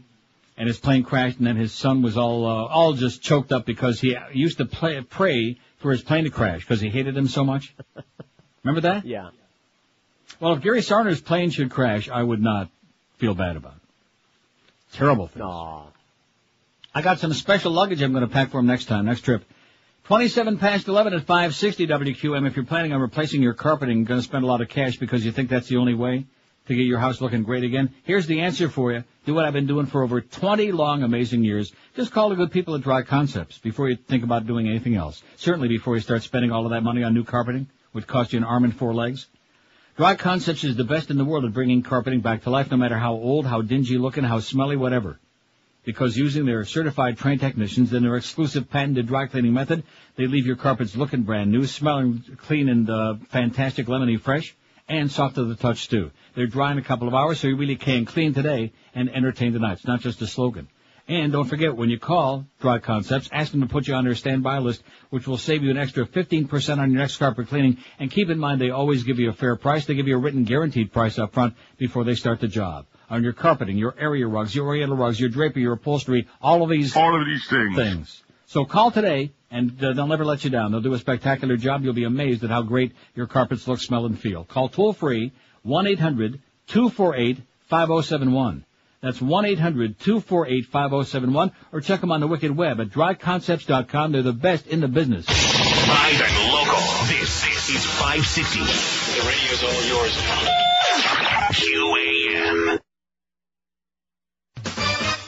It's Steve! Oh! In Miami town. Absolutely. At 560 WQAM. Baby, launch a couple missiles toward a place we know. Yes. And aim 'em at a fella whose first name begins with O. There's one thing we all understand. Al-Qaeda won't be finished until we blow up Pakistan. We could chase them round forever with our tanks and all our troops, but special forces are so tired of jumping through them hoops. You know we need another plan, so let's cut out all the nonsense and go blow up Pakistan. Al-Qaeda needs a nuclear tan. Okay. Why don't we stop pussyfooting and go blow up Oh my God. Pakistan? And while we're at it, Saudi Arabia sounds good. Boom, boom. 27 till noon. Boom, boom, Jeffrey on. Yes. By the way, something? Yes. No, it's on the way. Saudi Arabia. Right on the way to Pakistan. Oh, I see. Fake death claim on sex case priest. British police have flown to Australia to investigate claims that a priest faked his death in order to avoid child sex abuse charges. Father Christopher Clonan was attached to a church in Coventry for 20 years until 1992 when he fled the city after former altar boys accused him of molesting them. Another one of these isolated incidents you do understand. Of course. He went to Australia where he's believed to have posed as Christy Oliver, a property developer. I don't know if that's Christy as in a guy or I don't know. In the town of Bendigo, 90 miles north of Melbourne, where his brother Andrew lives. Andrew Clonan said the priest died suddenly of brain hemorrhage 6 years ago, but there have been sightings of him in Birmingham and Coventry over the past year, and claims that he's back in England using a false name and posing as a teacher. A sergeant and a superintendent from West Midlands Police are in Australia, liaising with Melbourne Police. Born in Clonan County in the Irish Republic, Father Clonan moved to the Christ the King Catholic Church in Cowden, Coventry as an assistant priest in the 70s. A part-time builder and property developer before he entered the priesthood, he was nicknamed Father Fix-It for his abilities in church construction projects. Look out for Fix-It, man. He's dangerous. But he vanished in July 1992 after 8 former altar boys between the ages of 8 and 17 at the time of the offenses accused him of molesting them. In January of this year, Simon Gray, 38, received an out-of-court settlement of £330,000, record compensation in the UK for a sex child abuse case. Mr. Gray claimed that 6 years of abuse at the hands of the priest turned him into a violent alcoholic who had spent time in jail and tried to set fire to himself. 4 other cases are pending. Last year, Andrew Clonan produced a death certificate stating that Christopher O. Oliver Clonan died of a brain hemorrhage October 22, 1998, age 56, and was cremated in Bendigo Crematorium. Andrew Clonan said at the time his wife identified the body in the presence of police that his brother was cremated, unusual for a Catholic priest because the family was short of money, but, source quoted in Birmingham's Sunday Mercury newspaper claimed several priests had spotted Father Clonan in the city on a number of occasions over the past year. Maybe he made a comeback. Maybe he pulled a Jesus. Maybe it's a resurrection. Maybe Mel Gibson can make another movie about him and make another $250 million. The source claimed he's lost a lot of weight, but otherwise had not changed much, and he was using an Irish passport which stated his profession as a teacher. How do you like that? I just mentioned that in passing. 5670560, pound 560 on the AT&T and Verizon line. What's your take on the abuse of Iraqi prisoners? We're asking today, NeilRogers.com. 444 votes we got, which is 2/3 of the way to you-know-what. We got 444. Bush has to go, 201, and those people are... Oh, my God. Absolutely correct, sir. Rumsfeld has to go, 83. I have no life. Only the abusive officers should be punished, 57. It's all part of war, 50. It's just one of them things. Schmidt happens, 50. I just don't give a Schmidt, 32, and they must have deserved it, 21. 21 people, almost 5% say they had it coming, okay? Stick it to them. Bring it on.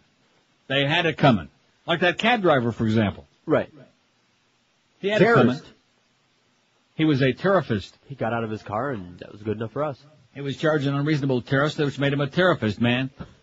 I say turn them pit bulls loose on his ass before noon. Rectum.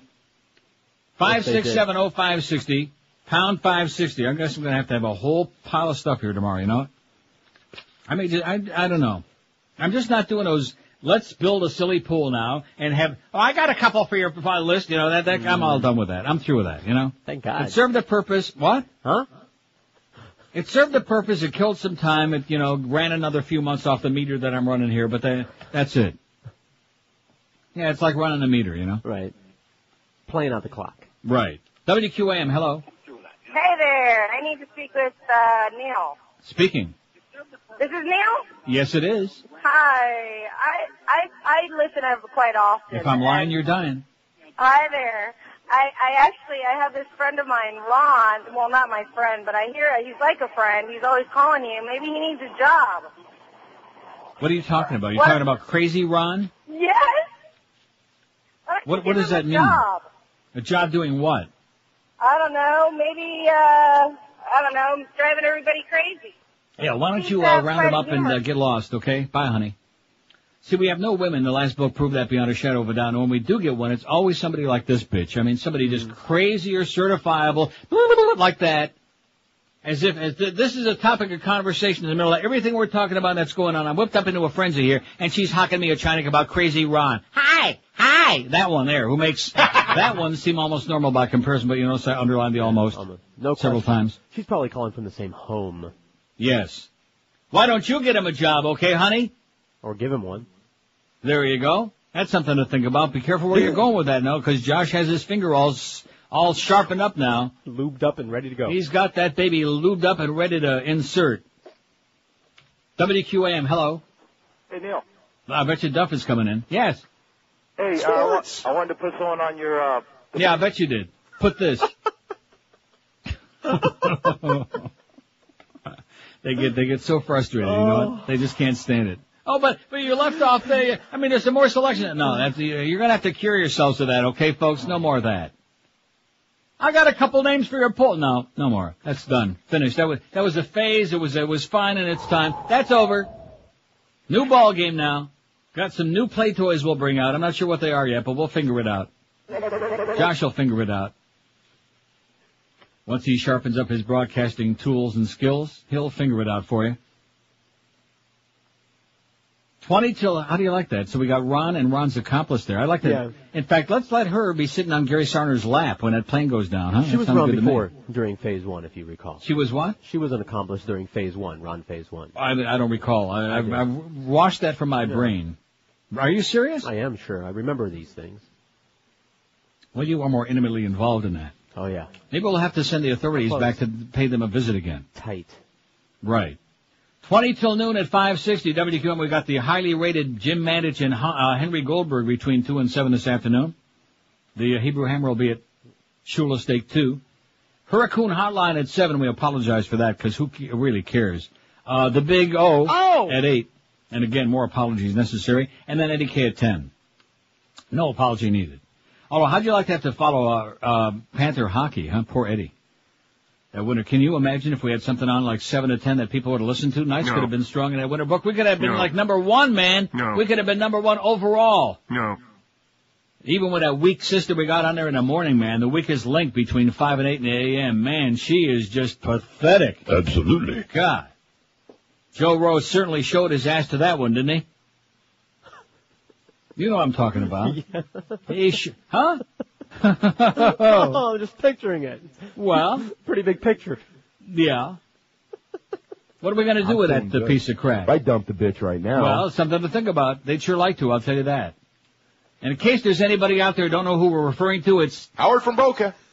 19 till noon at QAM. Let's face it, you've been hearing me talk about Fast Train for Raccoon's Age on this show, and now maybe you've been wondering if it makes sense for you, since your life seems to be going no place. I have no life. Maybe that's your deal. Well, the facts are simple. If you have the dedication, Fast Train can provide you with the necessary training, and they can help you achieve that new high-paying computer career in just 4 short months. By the end of the summer, you can be on your way to making some real serious cash, like Gary Sarner, for example, or Todd Dreck. Fast Train's got day, night, and weekend classes, financial assistance available for those who qualify, too. Once you complete your classes, Fast Train will even help you out in getting a new computer job. It's just that easy. So if you're sick and tired of having your life be on a treadmill going no place, just pick up that phone and change it. Call Fast Train at 1-866-FAST-TRAIN. They have 7 locations, including Miami, Kendall, Fort Lauderdale, and Pembroke Pines, so there's bound to be one nearby you. Call them today. Check them out on the web first if you like at fasttrain.com. And when you make that call, be sure and mention Todd Dreck for some extra brownie points. Call 1-866-FAST-TRAIN. We're Sports Radio 560 QAM.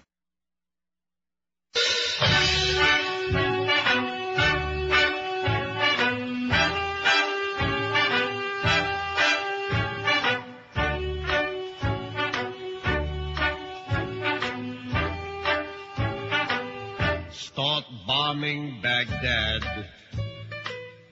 Do it every day. I want to watch it on TV. Iraq, Iraq. We've nothing to lose. It should take a day. Let us just put an end to it. Iraq, Iraq. I want to wake up and see their cities don't exist. Put in thin air and tell that Saddam Hussein we're really pissed. You're under my skin, that little piece of shh. Ain't getting away. I'll get the mob to make a hit from old New York. Saddam has got to go of that now. We all know it's time to bomb Iraq, Iraq.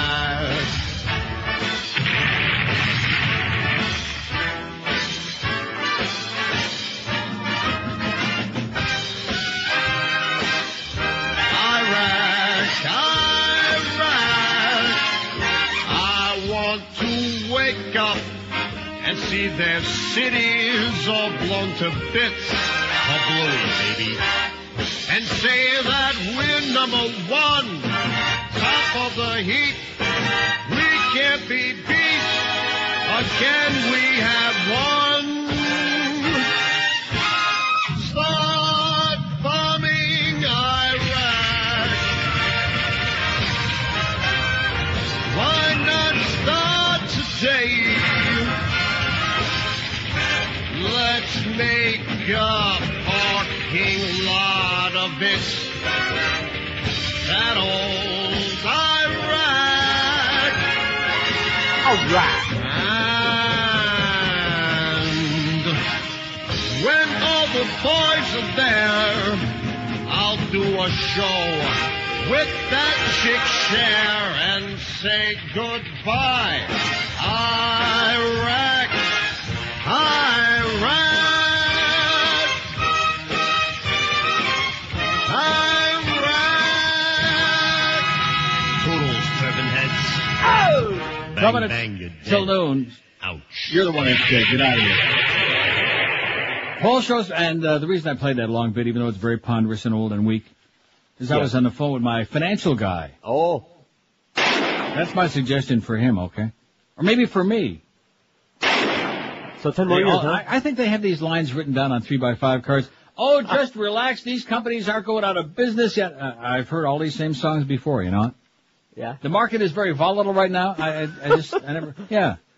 All of these things. Oh, these things come back so fast. It's like they're all on 3x5 cards. All of these things. At the Snake Oil Salesman University. Anyway. Don't want to be heaping all of my source on everybody else, do I? Yes. Why not? Polls show majority want UK troops to pull out. This is the UK Independent newspaper today, this morning. Should British troops pull out of Iraq by the 30th of June by about 30, man. That's the question. The response, yes, 55%, no, 28%, don't know, 17%. They're too worried about the Queen. How do you like that? 2-1 margin, 55 to 28. Pull all Iraqi troops out by June 30th. And I should point out that the Brits acted, as you saw, incredibly defensive and paranoid. Mm-hmm. Oh, the Daily Mirror is just making all of these things up. The photos are doctored. Guess what? The same crap was going on in Basra and in the south of Iraq as was going on up in all these other places. As Abu Ghraib. Man. Always in denial, though, those Brits, those bloody Brits. Oh, we wouldn't be doing anything like that. That's those bloody Americans doing it, those barbarians. And, of course, we all remember how well the Brits treated those people in their massive empire, all their subjects. Oh, yes, with the greatest of dignity. Indians.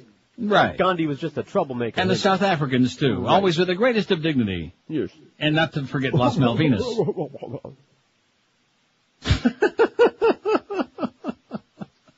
Wow. The mushroom supply just came in, I can tell. I wish. Even by long distance, I can smell it. Oh, speaking of smelling it, Rush Limbaugh and the Babes of Abu Ghraib.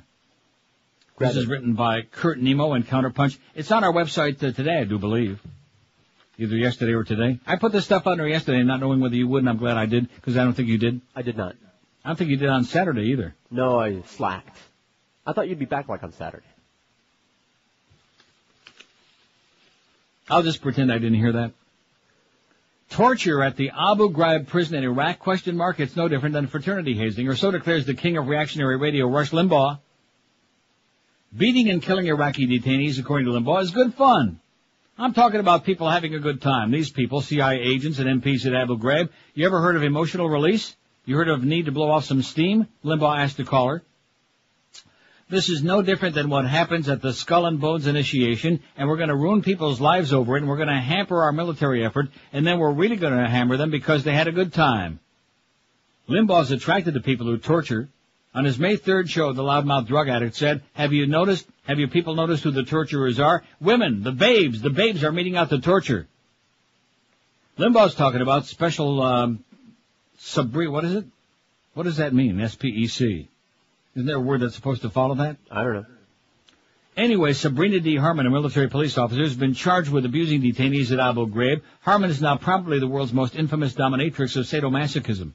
She took her orders from Army military intelligence officers, CIA operatives, and civilian contractors who conducted brutal Israeli-style interrogations.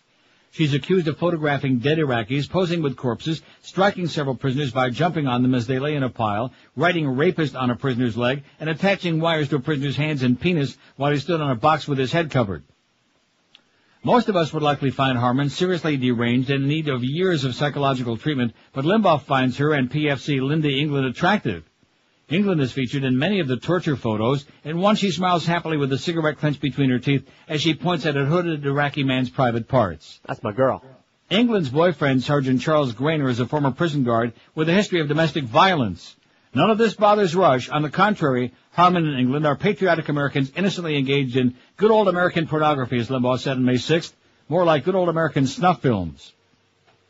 In fact, for Limbaugh, torture is a good thing. It builds character. Americans are too squeamish, too wimpy, unable to face up to the neocon plan of total war against Muslims and Arabs, a war Bush has promised will last for generations. I think a lot of the American culture is being feminized. I think the reaction to this stupid torture is an example of the feminization of this country, he told his audience. In other words, if torturing people makes you sick, you're effeminate or maybe French. Get used to it, Rush seems to be saying. There's more where that came from. For Rush and the neocons, it's all about humiliating and torturing as many Arabs as possible. It could well be that the whole purpose here, which has been said, was to humiliate these prisoners. And there's no better way of doing it than what was done. These are Arab males. What better way to humiliate them than to have a woman have authority over them? What's the purpose here? What's the objective of this? The objective is to soften them up for interrogation later on. As I said, there was no horror, there was no terror, there was no death, no injuries, nothing, said Rush. Never mind that people were killed and photographed by Limbaugh's centerfold, Sabrina D. Harmon. The point Rush is making is that Arabs are Untermenschen, subhumans, and they don't experience horror and injury the same way Americans do. It's okay to saddle up a 70-year-old Iraqi woman with a harness and ride her around like a donkey because Arabs are immune to terror and abuse. And it goes on. Rush Limbaugh and the babes of Abu Ghraib. Yeah, nobody died. Right. Well, a few, just a few. That were beaten to death, but yeah. Just a few. And the Brits, by the way, beat a few to death also, plus raping the young male prisoners. Mm-hmm. Well, all of these things. In the war against terror. Terror. You're doing a superb job. Oh, yeah, you do a hell of a job, especially over there in the camps, man. Wait till they start taking them in to take those showers. What's your take on the abuse of Iraqi prisoners is our question. Bush has to go 243. Rumsfeld has to go 104. This is out of 534 votes. Only the abusive officers should be punished, 62. It's part of war, 55. I just don't give a Schmidt, 43, 8%. They don't care. No matter what, they just don't care. They want to hear... About 30, man. A lot more of that. And they will. And they must have deserved it, 27. 5% say they had it coming. Damn schmata heads. Raghead barbarians. They had it coming. They shouldn't have bombed us on, 9/11. That'll teach them not to do it again. Oh, by the way, the number of Iraqi dead so far. See, the British newspapers actually list the numbers each week. For the week, and so far the total. Why would they do that? Because they're not like the American press. They're not totally intimidated yet. Not totally controlled and brainwashed. 16,000 dead Iraqis. In a year. 1,195 U.S. and Brits. Almost 1,200. 16,000 Iraqis. Well, they shouldn't have attacked us. Shouldn't have been having them weapons of mass destruction all over the place. That's right. And those plans. Should have been having dinner with Osama your mama and consorting with all these other evildoers. Harboring terrorists. Shouldn't have been putting that chemical weapons that we gave them on their own people. 4 minutes till noon at 560 WQAM. Nobody wants to talk about cancer, heart disease, all of these horrible things, and yet we owe it to ourselves and our families to be sure that we're in good health. It's a proven fact that disease responds extremely well to treatment if detected early. That's the key. There's an amazing place. It's called Hollywood Diagnostic Center. I was there about 3-4 weeks ago. They're proud to announce their virtual colonoscopy, coronary heart scoring, and full-body screening exams that can detect cancer, other life-threatening diseases in their early stages. A doctor's referral isn't even needed. For all your imaging exams, call Hollywood Diagnostic Center, 954-966-3600 for the test that can give you and your family peace of mind. If you have a really good exam, like I did, you walk out of there, get the results, and you think, hey, I'm going to live like at least another week or two.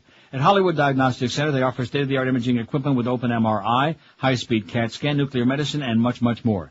These folks have been serving the South Florida community for over 20 years, and their facility also provides a complete mobile diagnostic service that can come right to you, like, for example, when George's mother breaks her arm and leg and neck. So call Hollywood Diagnostics for your imaging exam today at 954-966-3600. That's 954-966-3600. It could be a life-saving call. Live and local. This is Sports Radio 560 QAM. I am Frau Iliana Ross-Leitman, and I like scrubbing my smelly gorilla ass with soap made from jewels and listening to the Neil Roque Comunista Hour.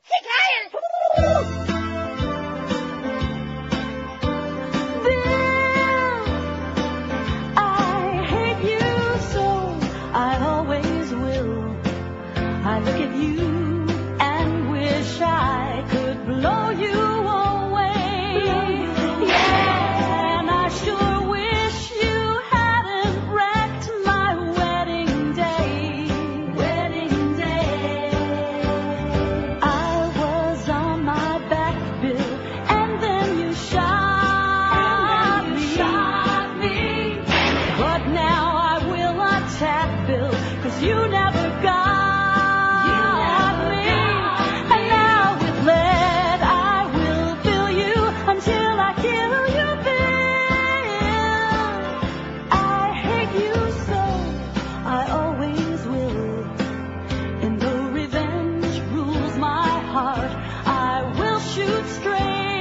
Oh, yes, Bill, you'd better be prepared to meet your fate. Oh, drop dead, Bill. Drop dead, Bill. Oh, please die, Bill. Please die, Bill. I'm gonna kill you, Bill.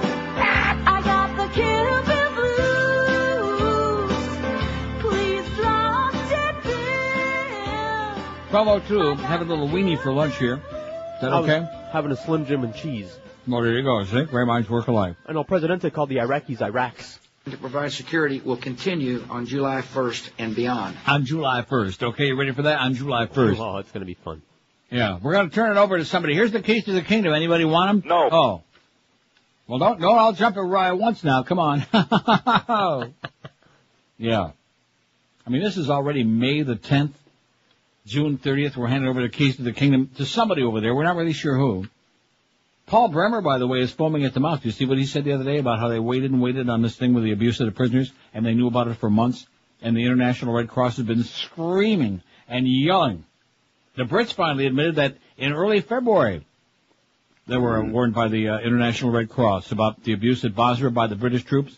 Mm-hmm. At the same time, the Brits were saying their news media, oh, it's all a bunch of phony pictures. It's, yeah. Oh, well, I guess we were wrong. But it's probably tea time anyway in Britain, wouldn't you think? Isn't it always? It's always tea time. That's why they spend so much time in the tea room.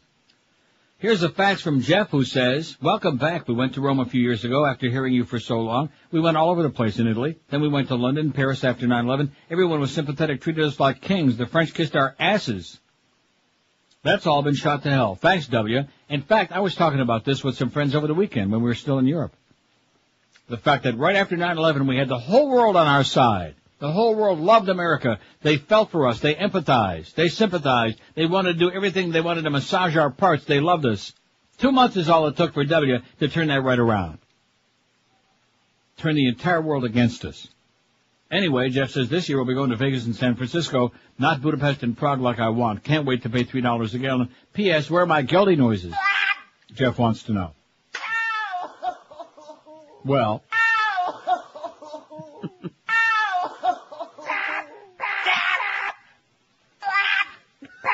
There you go. That should keep you till at least 1 o'clock. Okay? Keep you going through the lunch hour, Jeff. Calm down. 5670560, pound 560 on the AT&T and Verizon wireless line. Don't forget we got the Preakness coming up Saturday, right? Dave Johnson will be calling in on Friday. Shona. I gave you the triple, man. What's the name of the horse that won the Derby that I picked? Smokey, Smarmy Adams, Grizzly Adams, whatever it is, I forget. Smokey Baby. Canadian horse. Won the Derby, easy, in the mud. And Imperialism with Kent DeSormo aboard finished third. I told you he'd be in the money. Dave Johnson said, he's not fast enough, Neil. I'm so sorry. $940-some triple, I do believe. Probably some people cash, but they don't want to call and say, hey, thanks a lot, Neil. You made us some money. That would be, that would be bad.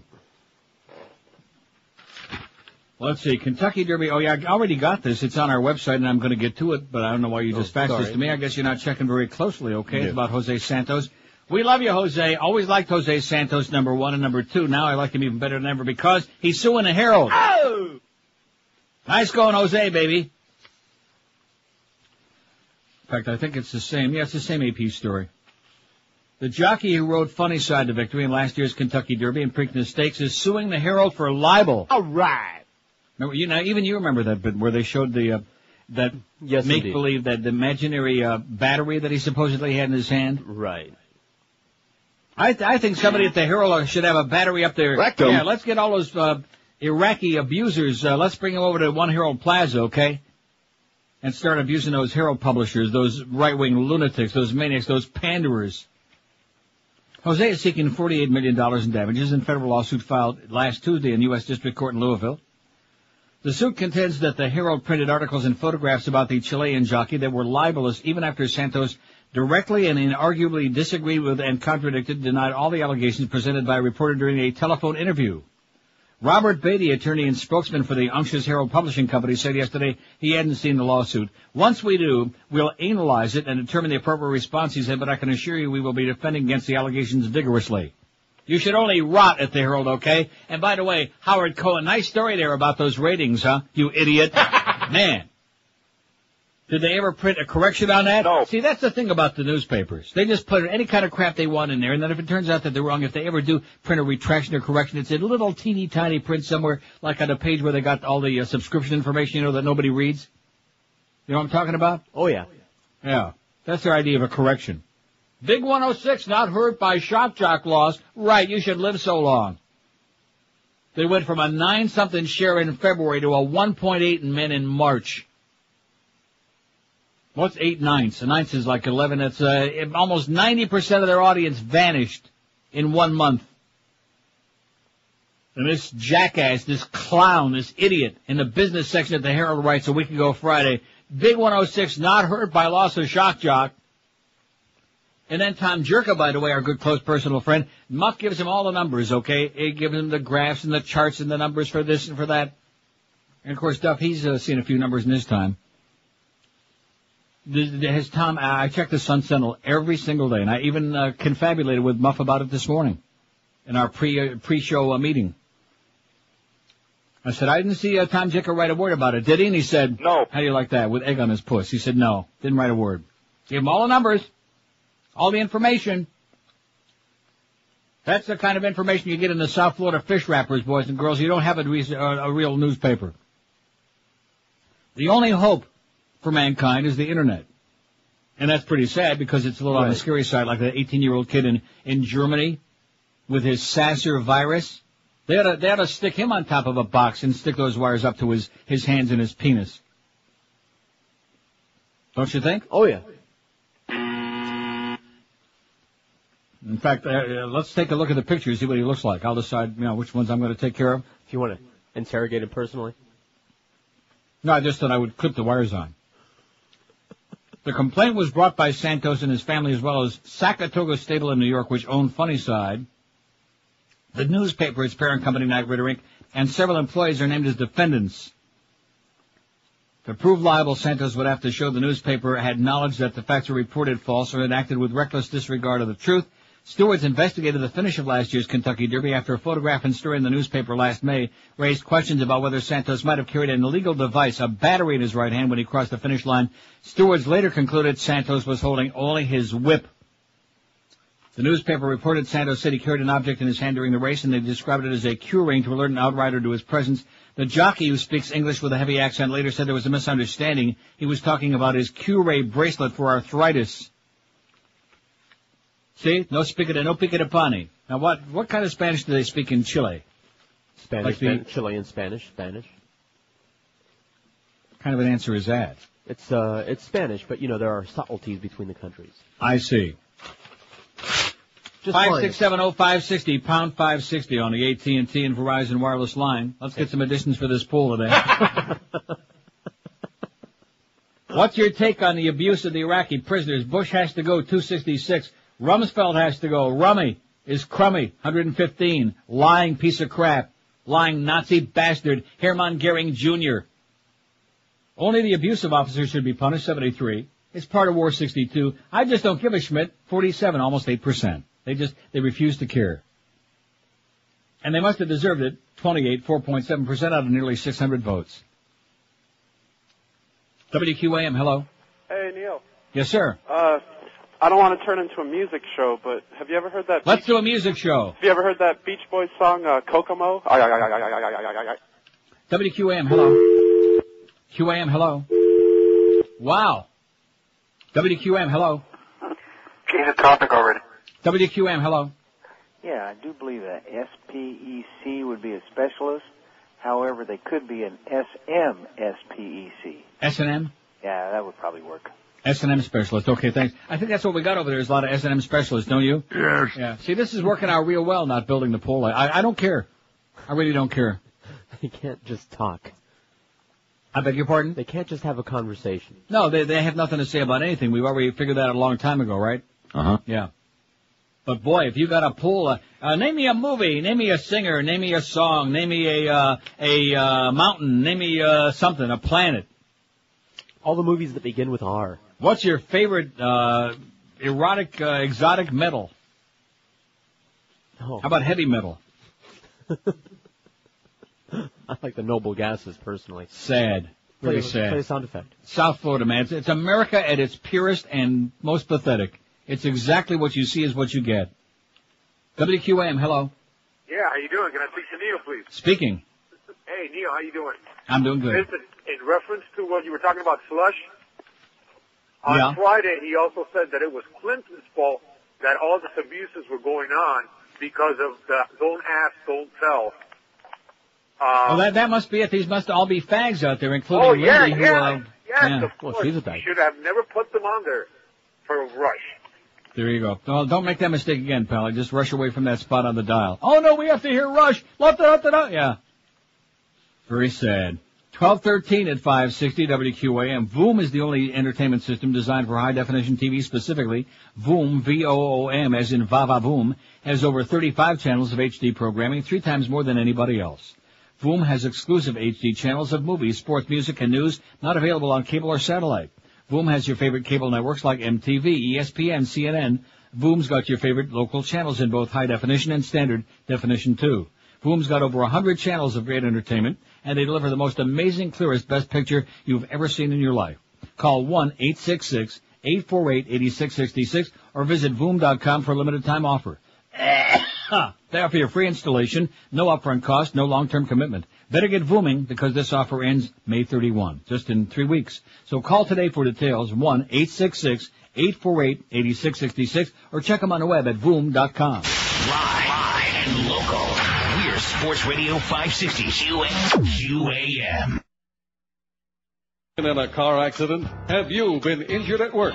Are you a middle-aged albino former pop star accused of child molestation? Then you need the law offices of Thomas Mesereau Jr. We specialize in auto accidents, dog bites, medical malpractice, workers' compensation, and surgically altered freaks charged with being a little too fond of little boys. Hi, I'm Thomas Mesereau Jr. If your innocence is as plain as the nose on your face, call my toll-free number. Your first consultation is free, even if you're a moonwalking hermaphrodite who thinks he's Peter Pan. I am Peter Pan. Simone. I don't get paid unless you win, and you won't win unless I get paid. So hand over the deed to the ranch, and you might have a chance. Don't leave your case dangling like a baby over a hotel balcony. Call the law offices of Thomas Mesereau Jr. today. I'm Thomas Mesereau Jr., and I guarantee I'll help you beat it. It's 12:18. Can we still say that? No. Oh, okay. What he really meant to say was... Eat it. 12:18 at 560 WQM. Happy Monday to you. It's May the 10th. Gosh, I missed El Cinco de Mayo. Oh, we had a party. Did you have a big party on that day? Invited all the Mexicans. Red Cross report describes abuse in Iraq. The Red Cross saw American officers mistreating Abu Ghraib prisoners by keeping them naked in total darkness in empty cells, and up to 90% of Iraqi detainees were arrested by mistake, according to a report disclosed today. Let me just read that last line again there. Up to 90% of Iraqi detainees were arrested by mistake. Like cab drivers, for example? Right, for example. The report by the International Committee of the Red Cross supports its allegations that abuse of Iraqi prisoners by American soldiers was broad and not individual acts, contrary to President Bush's contention that the mistreatment was the wrongdoing of a few. ICRC delegates directly witnessed and documented a variety of methods used to secure the cooperation of the persons deprived of their liberty with their interrogators, according to the confidential report. The delegates saw in October how detainees at Abu Ghraib were kept completely naked in total empty concrete cells and in total darkness, the report said. It said it found evidence supporting prisoners' allegations of other forms of abuse during arrest, initial detention, and interrogation. Among the evidence were burns, bruises, other injuries consistent with the abuse that prisoners alleged, it said. The 24-page document confirmed by the ICRC as authentic after it was published today by the Wall Street Journal said the abuses were primarily during the interrogation stage by military intelligence. Once the detainees were moved to regular prison facilities, the abuses typically stopped, it said. The report cites abuses, some tantamount to torture, including brutality, hooding, humiliation, and threats of imminent execution. These methods of psychological and physical coercion were used by military intelligence in a systematic way to gain confessions and extract information and other forms of cooperation from persons who had been arrested in connection with suspected security offenses or deemed to have an intelligence value. The agency said arrests allegedly tended to follow a pattern. Arresting authorities entered houses usually after dark, breaking down doors, waking up residents roughly, yelling orders, forcing family members into one room under military guard, while searching the rest of the house and further breaking doors, cabinets, and other property, the report said. We're here to liberate you. Why aren't you thanking us and giving us candy and flowers? Sometimes they arrested all adult males present in the house, including elderly, handicapped, or sick people, it said. Treatment often included pushing people around, insulting, taking in with rifles, punching and kicking and striking with rifles. It said some coalition military intelligence officers estimated between 70 and 90% of the persons deprived of their liberty in Iraq have been arrested by mistake. They also attributed the brutality of some arrests to the lack of proper supervision of battle group units. Pierre Kronbuhl, ICRC Director of Operations, said Friday the report had been given to U.S. officials in February, but it only summarized what the agency had been telling U.S. officials in detail between March and November of last year, either in direct face-to-face conversations or written interventions. Kronbuhl said the abuse of prisoners represented more than isolated acts and that the problems were not limited to Abu Ghraib. We were dealing here with a broad pattern, not individual acts, he said. There was a pattern and a system, declining to give further details. The report described how male prisoners were forced to parade around in women's underwear. Well, too bad we don't have that song, you know? That Christmas song? We don't? Oh, that's right. It said that information obtained suggested the use of ill treatment against persons deprived of their liberty went beyond exceptional cases and might be considered a practice tolerated by coalition forces. Kronbuhl said the ICRC regretted the publication and said it would have preferred sticking to its policy of confidential discussions with coalition authorities because the U.S. had been making progress toward meeting its demands. They declined to discuss the full report. Yada, yada. But then, of course, these dang pictures got out. You know what? That's the chigger in the woodpile, is the pictures got out. Damn it. See, that's the proper training they were talking about. If they were trained not to take pictures, it Right. wouldn't be a problem. And they keep asking, what kind of lunatics, what kind of maniacs would take pictures of themselves doing all of these things? All of these things. Part of the procedure, they decided. Catherine Harris, you hear about her plane? I've heard about her peanuts. I heard Gary Sarner was on her plane. That's the rumor I'm starting today. Put that in your pipe and smoke it, Miss Fudge, okay, if there's room in your mouth. Yeah. Tough on it, Matt. Representative Catherine Harris, the former Florida Secretary of State who oversaw the disputed 2000 presidential election, admits she's responsible for a vote going uncounted, her own. She's a bozo. She's a dumbo. She's a miserable, idiotic bitch. Harris forgot to sign her absentee ballot when she voted in Longboat Key's local election March 9. I feel terrible, the Republican said Friday. It's a mistake. I regret it. Harris said she was in a rush to catch a flight. Uh-oh. You hear that? Catch a flight to Washington, D.C. when she handed the unsigned ballot to her husband to send in. She said she usually votes in person, has never had trouble before. I know how important voting is, Harris said. Oh, what a line that is, huh? She knows how to fix an election with the best of them. The election decided the fate of a proposed community center, yada, yada, yada. That doesn't make any difference. Harris later received a letter from the supervisor informing her that her vote didn't count. This story to me, this is one of the most amazing things. Poor Dr. Bob. Wouldn't he be just shocked right now? The Krispy Kreme story? Yeah. You talk about it? Nope. Well, why not? You're saving it for me. Yeah, fat talk. Hey, you like your Krispy Kreme, man. Don't kid me. Had one this morning. Uh-huh. Liar. I bet you Josh likes Krispy Kreme. We had Krispy Kreme all over the place in here. I like Dunkin' Donuts better, actually. Oh, my God. I have just lost it. We'll find it. That has got to be the most unbelievable comment in the history of the subhuman race. You like Dunkin' Donuts better than Krispy Kreme. You know what that's like saying? What? That's like saying you'd rather sniff Screw Ann's ass for 6 hours than have a banana split. You'd rather put your nostrils under Duck's armpit for 6 years than enjoy a delicious plate of spaghetti bolognese in Rome like I had. Spaghetti pomodoro. Man, I'll tell you, the food in Rome continues to be, there's just nothing like it. Man. I wish I weighed about 20 pounds when I went there, you know?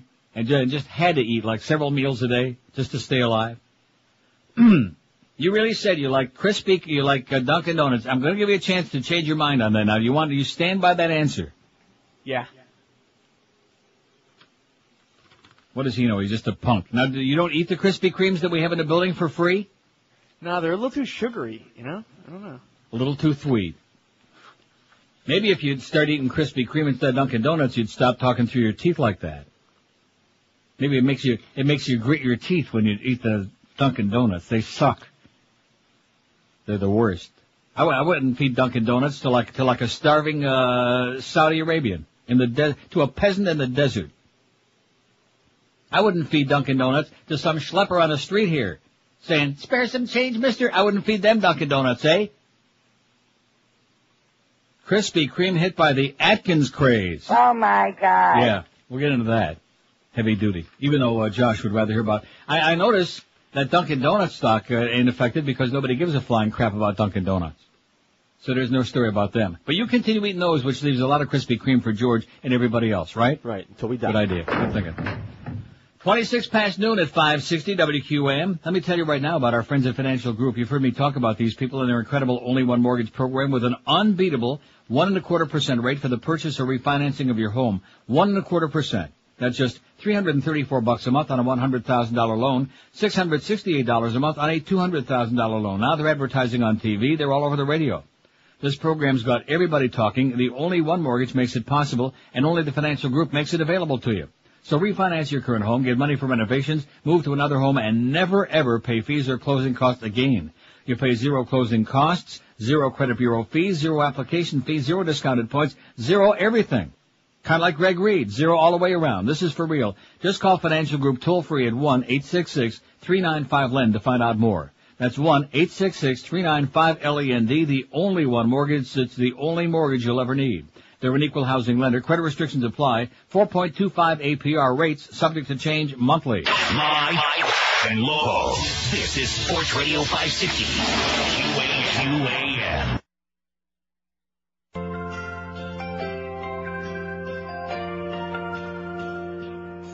Back in the day when someone done us wrong, we didn't take their crap. In Pearl Harbor, when the Japs dropped their bombs, we bombed them back. And now the Saudis, they hit us hard. And on our cars, our little flags wave as that Saudi-loving retard points the bombers the wrong way. And I'm embarrassed to be an American where they follow Bush like sheep. The United States of arrogance, led by Bush and his family, greed they got this country. Handling towards the darkest days in our history. I don't want to be a Pax American in the USA. What's a few thousand innocent lives? Stop living in the past.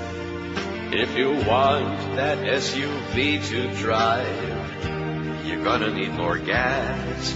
It's the greatest country in the world. They train us to believe. And anyone who says that obviously can't afford to leave. And I'm embarrassed to be an American where we patriotically wave a flag in one hand with our head in the sand and blindly follow the powers that be apathetic. Watching State Front News on a 65-inch screen. Scratch your fine, everything's okay in the USA. Gosh dang, 12:32 at 560 WQM. This just in from the mirror.co.uk, the Daily Mirror. You know, the one that published all those phony pictures? Right.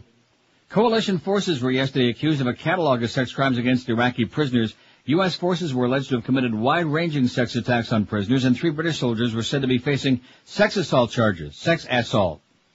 London and Washington were braced for a fierce backlash from the new revelations. New Yorker magazine published a photo of dogs threatening a naked inmate at Abu Ghraib prison. We got that on our website. And the same man with blood streaming from his leg after he was apparently bitten. The U.S. was expecting the publication of more photos and a video from the notorious jail in Baghdad that are thought to show U.S. soldiers raping a woman prisoner. Troops are also seen beating a detainee to within an inch of his life. A video is expected to emerge taken by U.S. soldiers showing young boys being raped by Iraqi guards. Photos of soldiers acting inappropriately with a dead body also exist. Quasimodo would be proud. One accused, Sabrina Harmon, is said to be posing with a decomposing corpse with her thumbs up. Pentagon sources warn that the abuse of dead bodies, possibly murder victims, is a recurring feature in the sickening material. I'm going to read that paragraph again. While I get sick.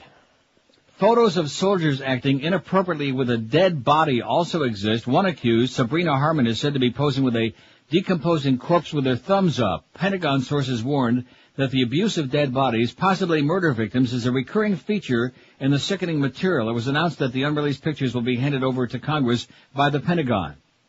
Senator John Warner said lawmakers would be allowed to view them in private, but Senator Lindsey Graham said the Bush administration needed to make the photos public as soon as possible. You know that drooling Lindsey Graham? Yeah. He said, if there's more to come, let's get it out. For God's sake, let's talk about it because men's and women's lives are at stake, he said. For God's sake. Gosh dang it. Last week, Mr. Graham warned the public needs to understand we're talking about rape and murder over here. The administration is prepared for a damaging fallout. A worried defense official said it's a time bomb. The expected stream of filth loomed as British troops were also accused of sexually abusing prisoners. 3 soldiers of the Royal Regiment of Fusiliers. What the hell is that? They don't come no sillier than them. Just a few silly Brits. are said to face charges of sexual assault, including rape and breach of the Geneva Convention, after photos showed prisoners being forced to take part in homosexual acts. Oh, my God. Well, they're Brits. What do you expect, okay? Bunch of people that worship a queen. What do you expect? The abuses came to light when staff at a photo lab alerted the police. Kelly Tilford, who worked at Max Spielman Photographic Shop in Tamworth Staffs yesterday, described in graphic detail the pictures she saw of Iraqis being sexually abused. Kelly, 23, was processing a film taken by soldier Gary Bartlam a year ago. She handed the pictures to police. They passed them out to military authorities who launched a probe, if you pardon that expression. Oh, man. Kelly told the Mirror it was a film of about 24 pictures, all taken in Iraq.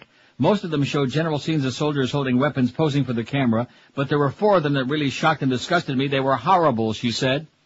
The first showed a prisoner being forced to perform oral sex on a soldier. The prisoner was screwing up his face in disgust. He looked deeply ashamed. The second showed 2 naked Iraqi men, with one apparently being forced to rape the other one.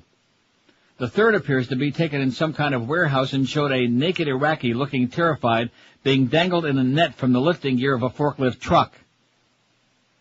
He was being held about 15 feet off the ground and looked absolutely petrified. At the wheel of the forklift was a soldier in uniform, and you could clearly see his face. 2 British soldiers were watching what was going on and smirking. The fourth one showed a group of Iraqi men, all naked, sitting on the ground. There were about 10 of them sitting or squashed up together, but none of them were on top of another. Some of them looked scared, some of them looked ashamed. Labour MP Alice Mahan said, the sickening twist of this already horrific tale diminishes us all. The news that Iraqi women and children were raped is a truly horrifying turn for the worse. Are we really to believe that these soldiers are the only ones responsible? Was there not a chain of command? We need answers from Washington and London about what those orders were and who gave them, etc. There you go. We better get that on the website, too, I guess. Blowing off steam. Is that what it is? Good fun. Yeah. That's what Rush says. Just boys will be boys, girls will be girls. It was the babes that were doing a lot of this stuff, those hot babes. Just pathetic.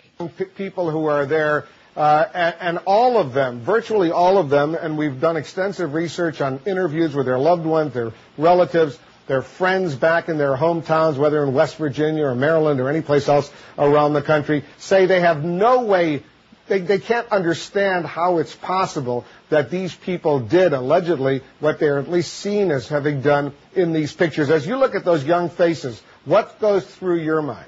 They are the face of America, Wolf, and not only that, they're smiling just as they are in the pictures. And that's why when my colleague says, well, let's just keep this investigation quiet, let's recover.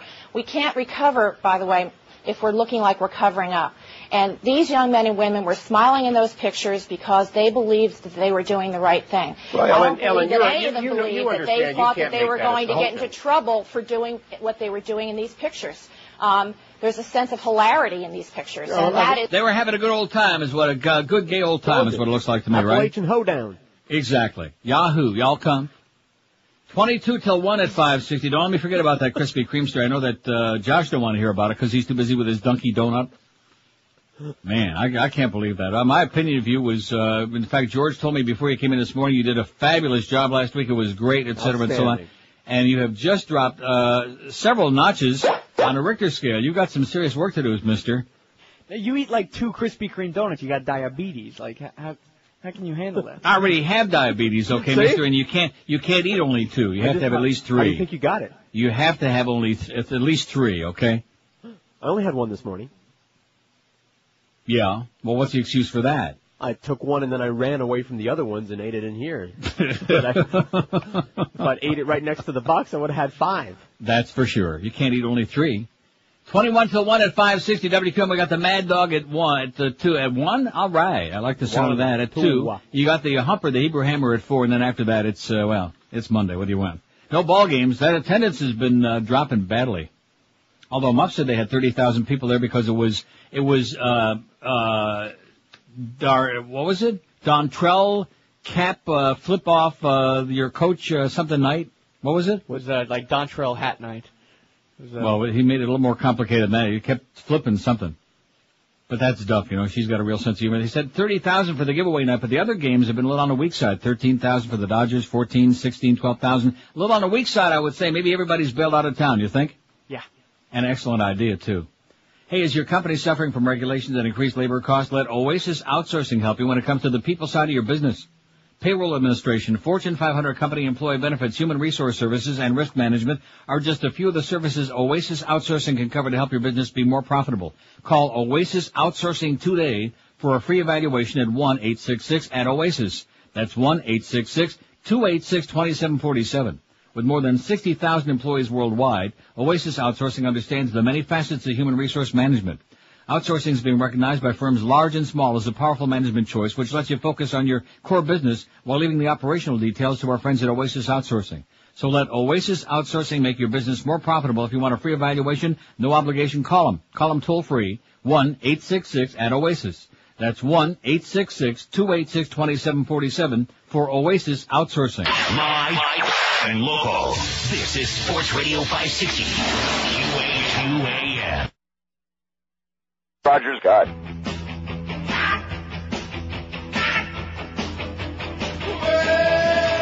Takes me to a place where everyone's asleep and the president's below a retard. Where the only thing that's true is what you see on TV. Cause reading books is way too hard. I'm back in the USSA. You shut your mouth and obey, boy. Back in the USSA. Raise me at the pump to fill my SUV. It's far from me to ever complain. I pledge my loyalty to Citibank and BP. That's the starting tax American way. I'm back in the USSA. You shut your mouth and obey, boy. Back in the USSA. Well, the Fox News girls really knocked me out. Those bleach blonde pins got the true steps down. The leftist views raise the question of doubt. And poker's always my.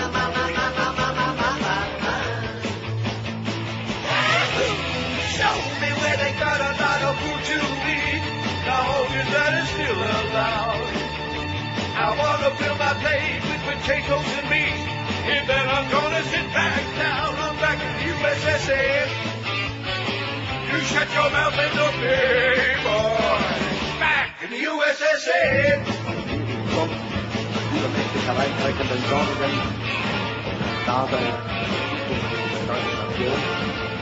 Und Länder nationaler Parteien,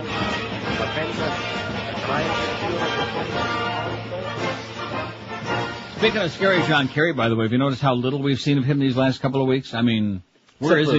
The ads finally, which are kind of weak, but at least they're there now. But where the hell is he, though, in the middle of all of this? He ought to be screaming and yelling and carrying on, shouting from the rooftops. We see a lot of Joe Biden. We see plenty of Ted Kennedy. We see lots of John McCain. Where the hell's John Kerry? Maybe he's biding his time. Either that or maybe he's trying to get them medals back. Now, getting back to Krispy Kreme, the important stuff. In fact, let's do that poll. What do you say? Not on the website, but just for the hell of it. That'll give them something to call about. Don't you think? Okay. Krispy Kreme or Dunkin' Donuts. Or maybe they got some other ones they like. Is there another, I don't know any other ones. As far as a big chain? Not that I know. A big Shane. A human Krispy Kreme hit by Atkins craze. This is shocking. Donut maker Krispy Kreme has seen its shares plunge after it warned that demand is being hit by the craze for low-carb diets. Everybody and their brother now is low-carbing it. I mean, beer is low-carbonate. Subway, every fast food joint is low-carbonate. Oh, and you'll be pleased to know that the pet rat was still there at McDonald's on the damn rack. Well, that's good. I don't understand that. It's always under, the deep fryer they have where the fries are cooking. Right. It's always under there. And every time I've stood there waiting for my diet soda, my whatever the hell I'm getting, it comes running out. Maybe it's just a greeting or something. I'm thinking maybe it's a mechanical rat. I don't know. You should name it. The firm said donut sales were, I said, hey, Greg, nice to see you in Amsterdam. The firm said donut sales were falling across the industry and that it would close the gourmet bakery until it bought, what? A unit that it bought only last year. The news profits were likely to fall, pushed shares down 25% to $23.90. More and more Americans have tried to cut out carbs as part of the popularity of the Atkins diet. Rest in peace. Nice going, Dr. Bob. How can anybody stick to that diet, though, really? I mean, I did it once. How can you stick to it? I don't know. Well, we have Delights of West Boca in the next break, so maybe that's the answer, huh? See how I bailed out of that? Nice.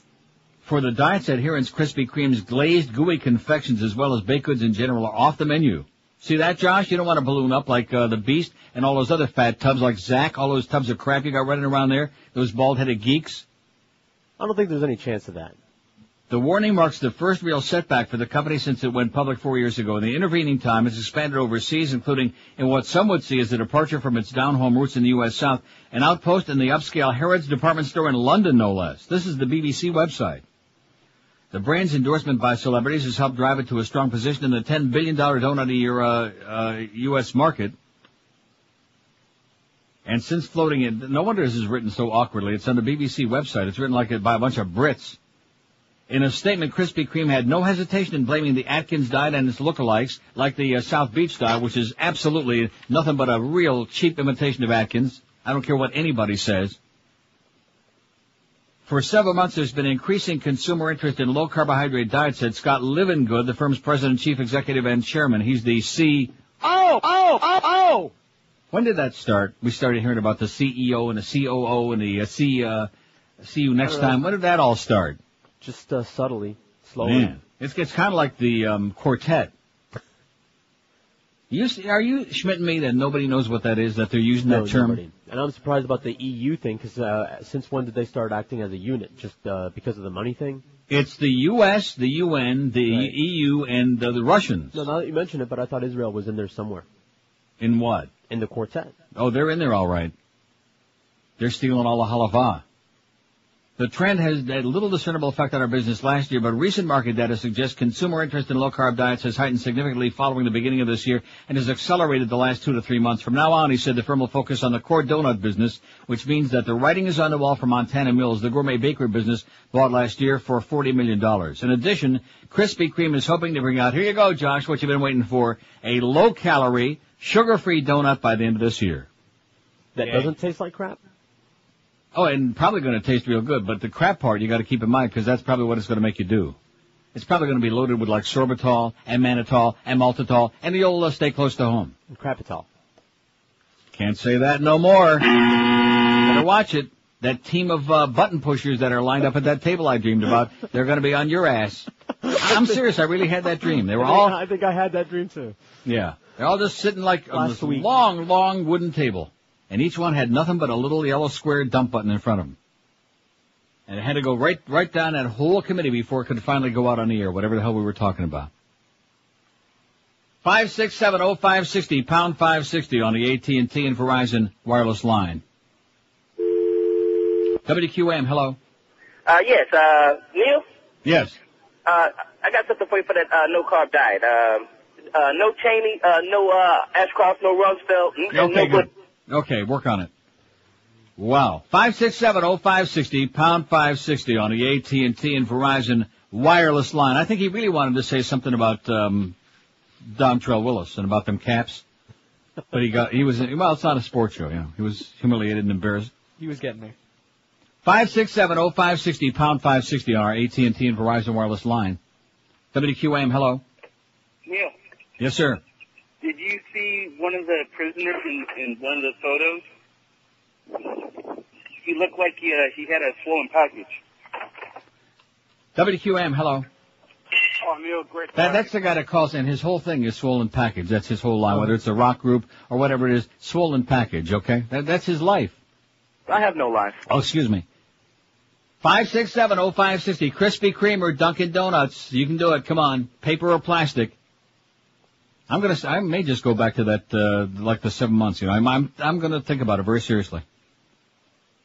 The 7 months of what? The no calls? Right. Oh. Oh.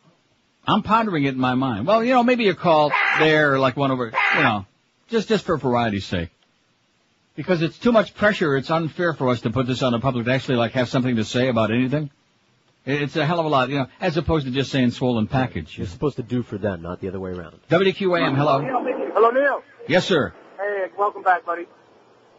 Hello? Easy for you to say, yes. Hi, guys. WQAM, hello. Is Neil there? Speaking. Neil, between Krispy Kreme and Dunkin' Donuts, I would say Krispy Kreme, but, you know, you had asked on the poll if there were any others. I guess Hyman Roth said it's the best. Small potatoes. Okay, they're all small potatoes. Thank you so much. I watched Godfather 3 on the plane again yesterday on the 777. I watched Godfather 3. Yeah, I'm sorry. Don't be sorry. The acting was just as bad, but and the awful lines. You know, now they will fear you. Maybe they should fear you. It was just so sad to take a movie with such an important message, so much important historical stuff in it, and make them acting just stink the joint out. Like I said before the show today, if they would have shot Sophia, if they would have shot Mary in the beginning of the movie, and if they would have fed Eli Wallach the cannolis right in the very beginning, then we could have had a decent movie going. Daddy. And if they would have left George Hamilton somewhere on TV with that stupid... Isn't that amazing that he and his wife actually had a talk show for like 5 minutes, George Hamilton? Well, what does he do? Where did he come from? He does exactly that. He has a tan and nice teeth, and that's it. Boy. Can't complain about his acting because he don't do any. WQAM, hello. Neil. Yes, sir. How can someone not like Krispy Kreme? I know, it sounds like a communist thing to me. I used to live about 2 blocks from a Krispy Kreme shop. And by the time I moved out of there, Don DeLuise could have turned, looked at me and went, damn, you need a diet. Yeah. And the last time I ate Dunkin' Donuts, it was horrible. They say they're supposed to make the donuts fresh. My God, when I was living over on the other side of the state, I could have gave a donut to Jablonski, and he couldn't have stopped that in the net. Yeah. It was that bad. And okay, you're out of material, pal. Thanks. I mean, I'm not asking you to do a whole lecture on it. Just, in fact, quite frankly, I would hope you wouldn't respond to it, but they will, because they got nothing else going. 567. I have no life. 0560, pound 560. I have no life. On the AT&T and Verizon wireless line. On our poll, we're getting a good response. What's your take on the abuse of the Iraqi prisoners, which we're sure are just isolated incidents? Not. 723 votes. Bush has to go 328. Rumsfeld has to go 134. Only the abusive officer should be punished, 93. It's part of war, 75. Very naive folks. I just don't give a Schmidt, 61. 8.4% now. It's moving up there. And they must have deserved it, 32. They did something. We don't know exactly what it was. But they must have given like a dirty look or mouth off or something. They're there. They must have said your mama. They shouldn't have bombed 9/11 there. WQM, hello. Hello. Yes, sir. Neil. Yes. Talking about polls, I just don't believe any of these polls about the president being ahead. I don't know what your take on that is, but I don't buy it at all. Why not? So in other words, you think that all the polls are fake? They're all fixed? Not all of them. I mean, what do we have to look at these days? I mean, all the corporate moguls own all the media stations. I mean, you look at it, I don't know if I can say this, ABC. I mean, it's Disney, so they're not going to cover any of the issues that's happening with that movie that they sustained. Okay, and have a great day, whatever you said. ABC, Ted Koppel did do the thing the other night, a week ago Friday, and read the names of all the dead soldiers, which I commend them heartily for. And then, of course, what was the company beginning with an S? Sinclair Group. Their 7 ABC affiliate stations did not carry it because they said it was political propaganda designed to make the war look bad, yada, yada. Right. Only glorify, only show the public the narrow things we're doing. All these wonderful things. We're emancipating. We're bringing democracy. Since when, and again, nobody's asking this question because the American media sucks, but since when was it our goal to export freedom around the world, export democracy, nation building, which is exactly what Bush said he wasn't going to be doing when he was running for office. Nation building, when did that come about? Shut up. I see. Emancipating people from all these evil dictators that we installed in there in the first place. I don't know, I must have missed that part of the campaign. You starting up again? Yes. Play 12:57 at 560 WQM. Like I said, there's nothing like the Atkins diet, man. Or any other low-carb. Didn't I just say that minutes ago? Just. Well, I did point out that it's hard to stay on any of the low-carb diets because just the meat and the cheese and the seafood, I mean, that sounds all wonderful and good, and the butter, that's great by itself, but it's pretty boring. It's one-dimensional. And that's why people are looking for variety. And that's why you ought to be heading for Delights of West Boca, the #1 low-carb store in America. Now, a lot of the new reduced-carb products on store shelves are geared toward cutting back on carbs, but not on weight loss. Well, who the hell wants to do that? Delights of West Boca's expertise has always been on the weight loss phase of low-carb dieting. They carry over 1,000 products with a focus toward the lowest carbs possible that can fit into a successful low-carb weight loss plan. The spring sale is in full swing right now at Delights, so stop by. Their staff knows dieting inside and out, and they're open every day, 7 days a week from 10 till 10. Delights of West Boca. It's on the northeast corner of Glades and 441, right next to prestigious Boston Market. Or call them toll-free at 1-877-LOW-CARB, LOWCARB, or find them on the web at lowcarb.com. Here's some taste. Here's some variety. Here's something to keep you on that straight and narrow path that otherwise is so boring and one-dimensional. Don't forget, Delights of West Boca is your official Atkins retail center. Live and local. This is 560. The radio's all yours now. QAM.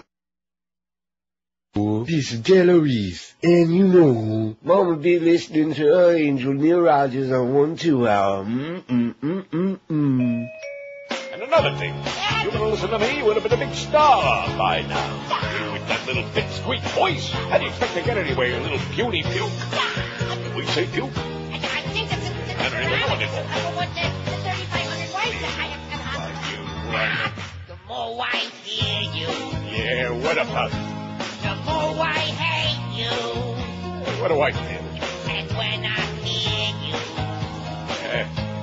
I wanna die. Your pecorino, toenail cheese aroma puts me in a coma and points my eye. Why, you, I ought to smack you.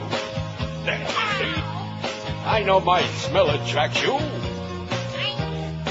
But unlike Zach, you still got a job. I feel just like that you are my kid brother. And one yiddy to another. That's why you are still not fired.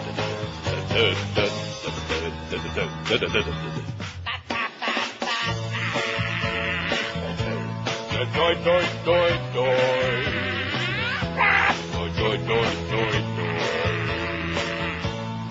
Doi, doi, doi, doi.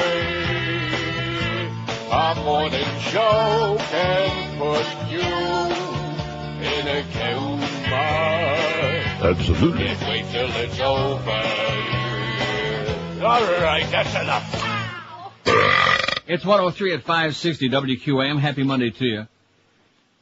You didn't talk at all last week, I guess, about that story about the 3 proms in Lyons, Georgia. No, I did not.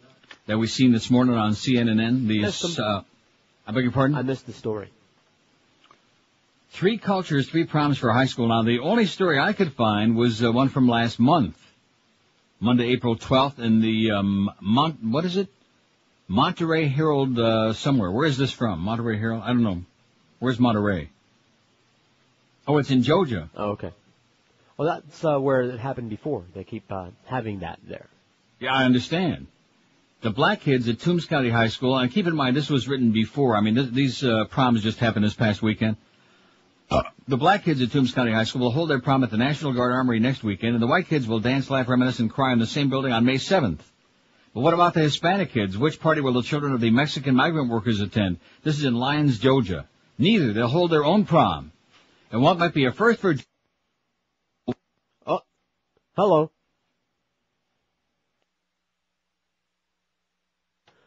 Wow. I don't know if you can hear us, Neil. We just lost a line or something. Or audio or something. This is fun. Nobody in there? All right. Guess what? It's a technical emergency.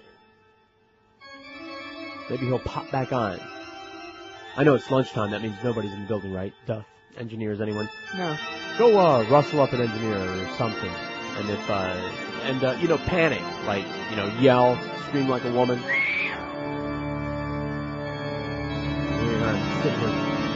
Hello. We just lost the thing? We lost you. And now you're back. Well, what the hell's that all about? I didn't go anywhere. I didn't shut anything off. Well, obviously you didn't on your end. So something's going on your end, is what you're saying? Rectum. I'm sitting here talking, and I'm not getting any response, and I'm thinking you're probably just stuffing another donut in your face or something.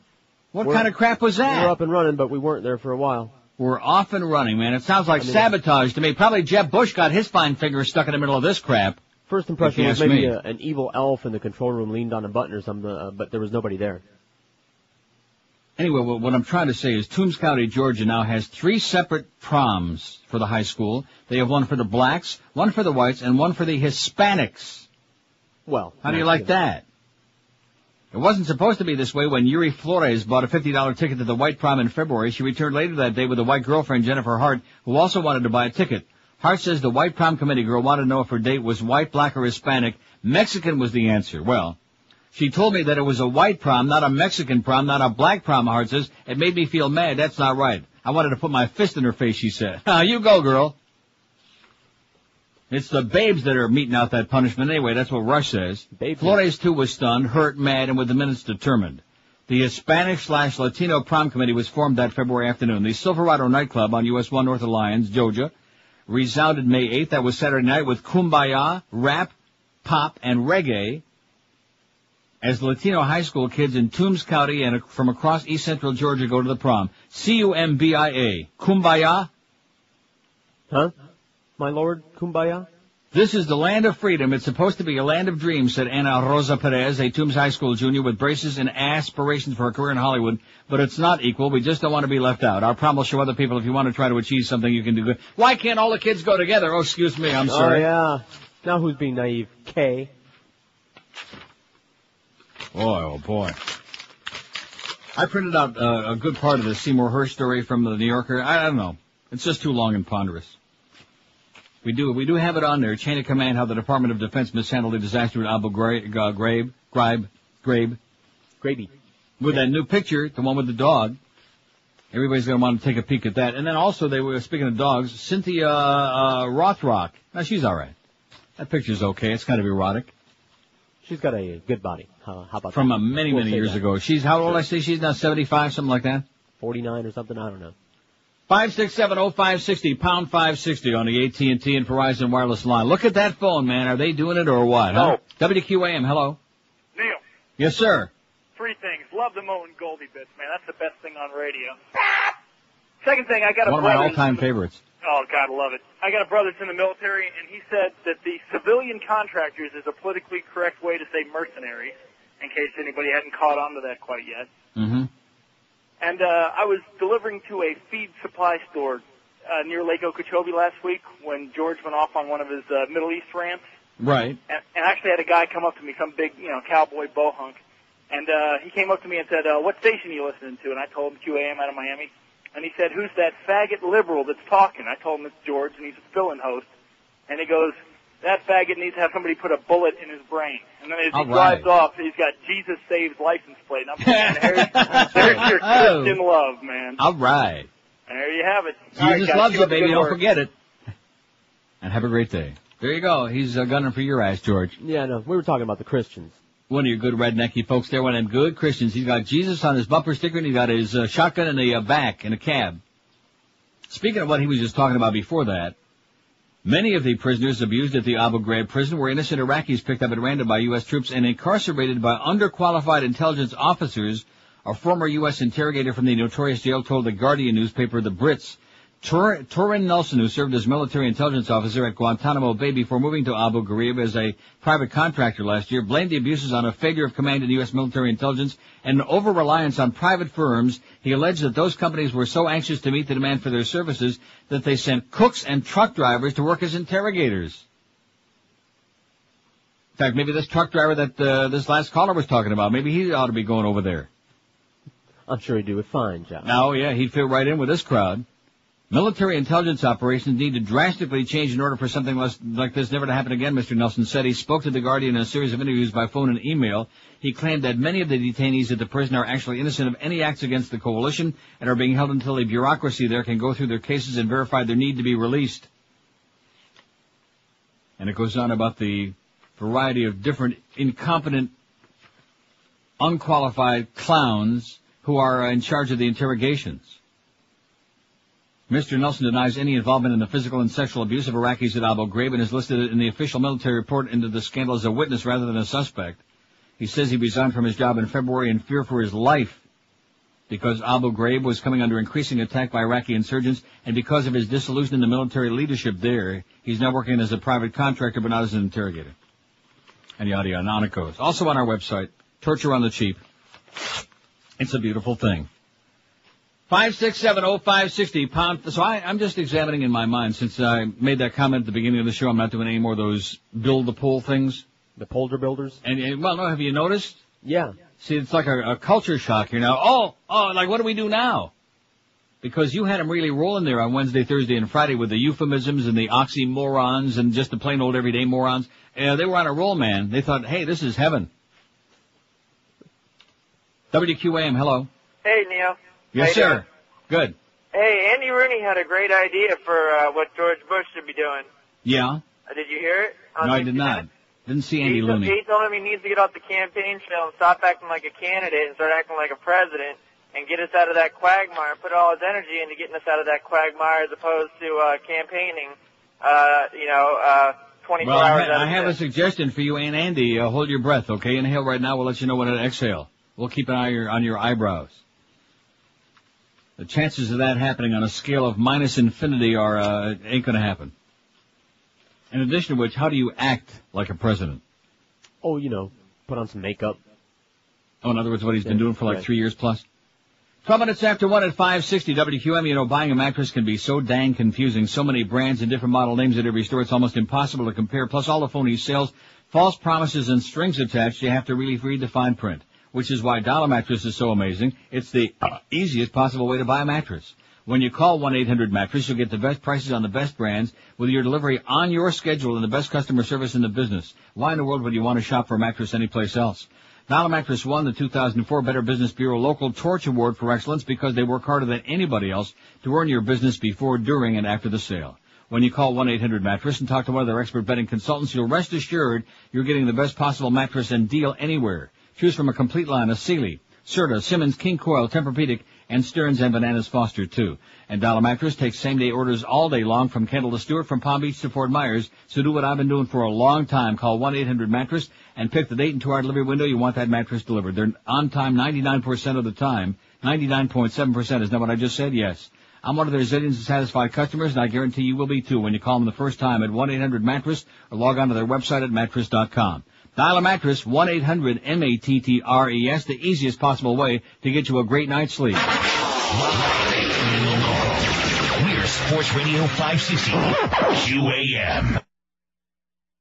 David Milch's version of the Old West, when cowboys were smelly and used 500 curse words per sentence. There's a new gunslinger in town to avenge the death of his friend, Wild Bill Hick. What you do from these parts, stranger? Yeah, who the are you? I'm Buffalo Bill, Mommy. He's saying Ted Levine is Buffalo Bill. you sure are fast on a draw. I wouldn't be fast if I didn't put the lotion in a holster. What is it? Stranger. Take me to the tailor for my new skin suit. That's about as close as we can get to promoting the dialogue of Deadwood, only on HBO. 117 at 560 WQM, the Mad Dog coming at 2. We're going to change the polls now. Uh-oh. I already emailed it to Eric. Faxed it. I did something with it. I stuck it. I already faxed it to him. Here's the final result of the first poll today. What's your take on the abuse of Iraqi prisoners? And obviously, the audience isn't nearly as whipped up into a frenzy as I thought they would be, are they? No. No. They just really don't care. Bush has to go, 359. Of course, we could have asked which is the best donut, and if we put Bush has to go as the first category on there, it would have won. Right. See what I'm saying? Bush has to go, 359. Rumsfeld has to go, 145. Only the abusive officer should be punished, 101.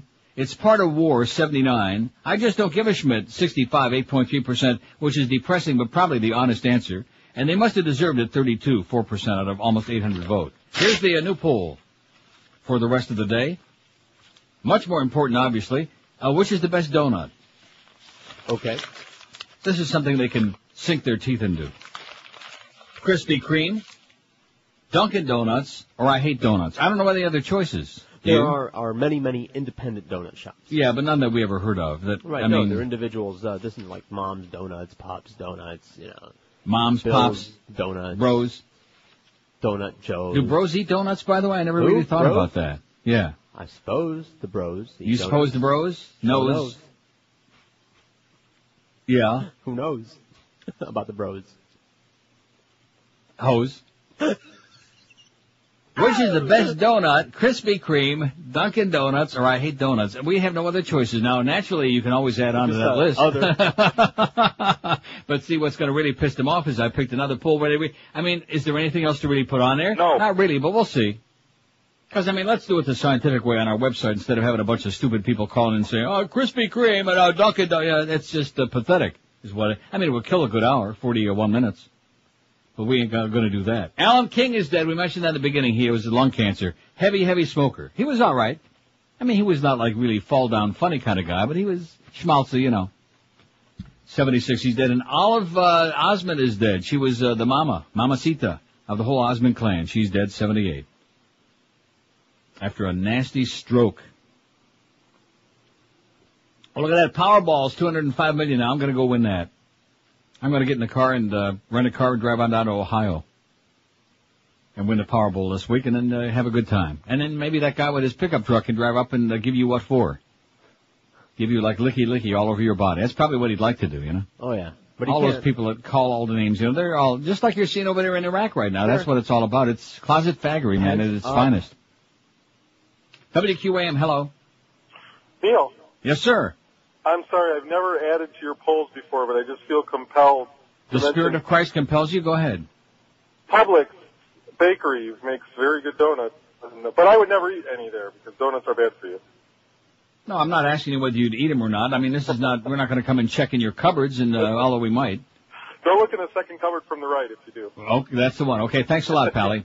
See you at Publix. Publix, let's put Publix on here. We can get Josh to do a little bit of work here, add a couple of names on, right? Maybe we'll have a list of a whole bunch of them. About 30, man. By 2 o'clock. What do you think? I doubt it. And then we'll, of course, have to go and sample them all. You will have to go. I'm not eating no donuts. I'll tell you all about it. No, I don't even care, because I know Krispy Kreme is the best, number one. And number two, if I'm going to eat something outrageous like that, I'll go find me some more Nestle's Turtle ice cream, something like that. Or maybe some Rolo ice cream things. Cones. You ever have Rolo candy? Rolo cones? Yeah, they have them. We call them Rollo, but then what do we know? Is it Rollo? I don't know. I could be wrong. With one L? It's probably Rolo, but, you know, I went to school in Florida. I see. They're damn good no matter what you call them. And they're going to kill you. They're just nothing but pure sugar. Although the thing about those now, if we're talking about the same cone, is that it doesn't really have a cone. The part underneath the ice cream is all chocolate. It's solid chocolate. Is that what we're talking? Mm-hmm. Yeah. See, now the cone is where you find all the trans fatty acids in there, so that's probably a lot worse for you, is if you get one of those ice cream cone things with a cone, is much, much worse than the Rolo, which is pure chocolate, which has probably got more calories and more sugar, but won't kill you so fast because they don't have the trans fatty acids. Got it? Got it. Remember Dr. Kilmer Macaulay Culkin, man, he warned us about that stuff and that homo problem, too. And now look what's happening over there in Iraq. In Abu grabbing it. WQAM, hello. Hello? Yes, sir. With Neil, please? Speaking. Oh, Neil, how you doing, man? I'm doing great. How about Entenmann's? Entenmann's donuts. Oh, my God, how could we forget that? And Velvet Cream also makes donuts. Okay, good point. Thank you. See, I told you this is going to... Now the audience is happier. Velvet Cream, which I can't read, that's with a K. Yeah. Right? And Entenmann's. Now, Entenmann's, quite frankly, I don't think I ever had an Entenmann's, just a donut. Maybe I did. I guess I must have. With all the crap I've eaten. You must have. They, like, the chocolate-covered donuts are the ones that most people buy from Entenmann's, which are I can't wait to see the way Josh is going to spell Entenmann's. But nevertheless. Now, Velvet Cream, I'm trying to think. Now, that certainly predates Krispy Kreme by a long time. But Velvet Cream, where did we find those? I don't know. Dang. So see, I told you this was going to open up a whole new avenue now. The audience doesn't have to feel so bad like we've shut out their creativity, their laundry list, all of these things, you know? All of these things. Right. Now they feel a little bit better about life and they're not so pissed off that I'm back from vacation. Of course, it could always be arranged. I can go right back tomorrow. Sounds good to me. No. Why not? Don't do that. Then, of course, don't forget, a week from tomorrow, George will be on again to just test it out. Make sure you just keep it in practice. Test out that panel of our button pushers. WQAM, hello. Mr. Donut's good.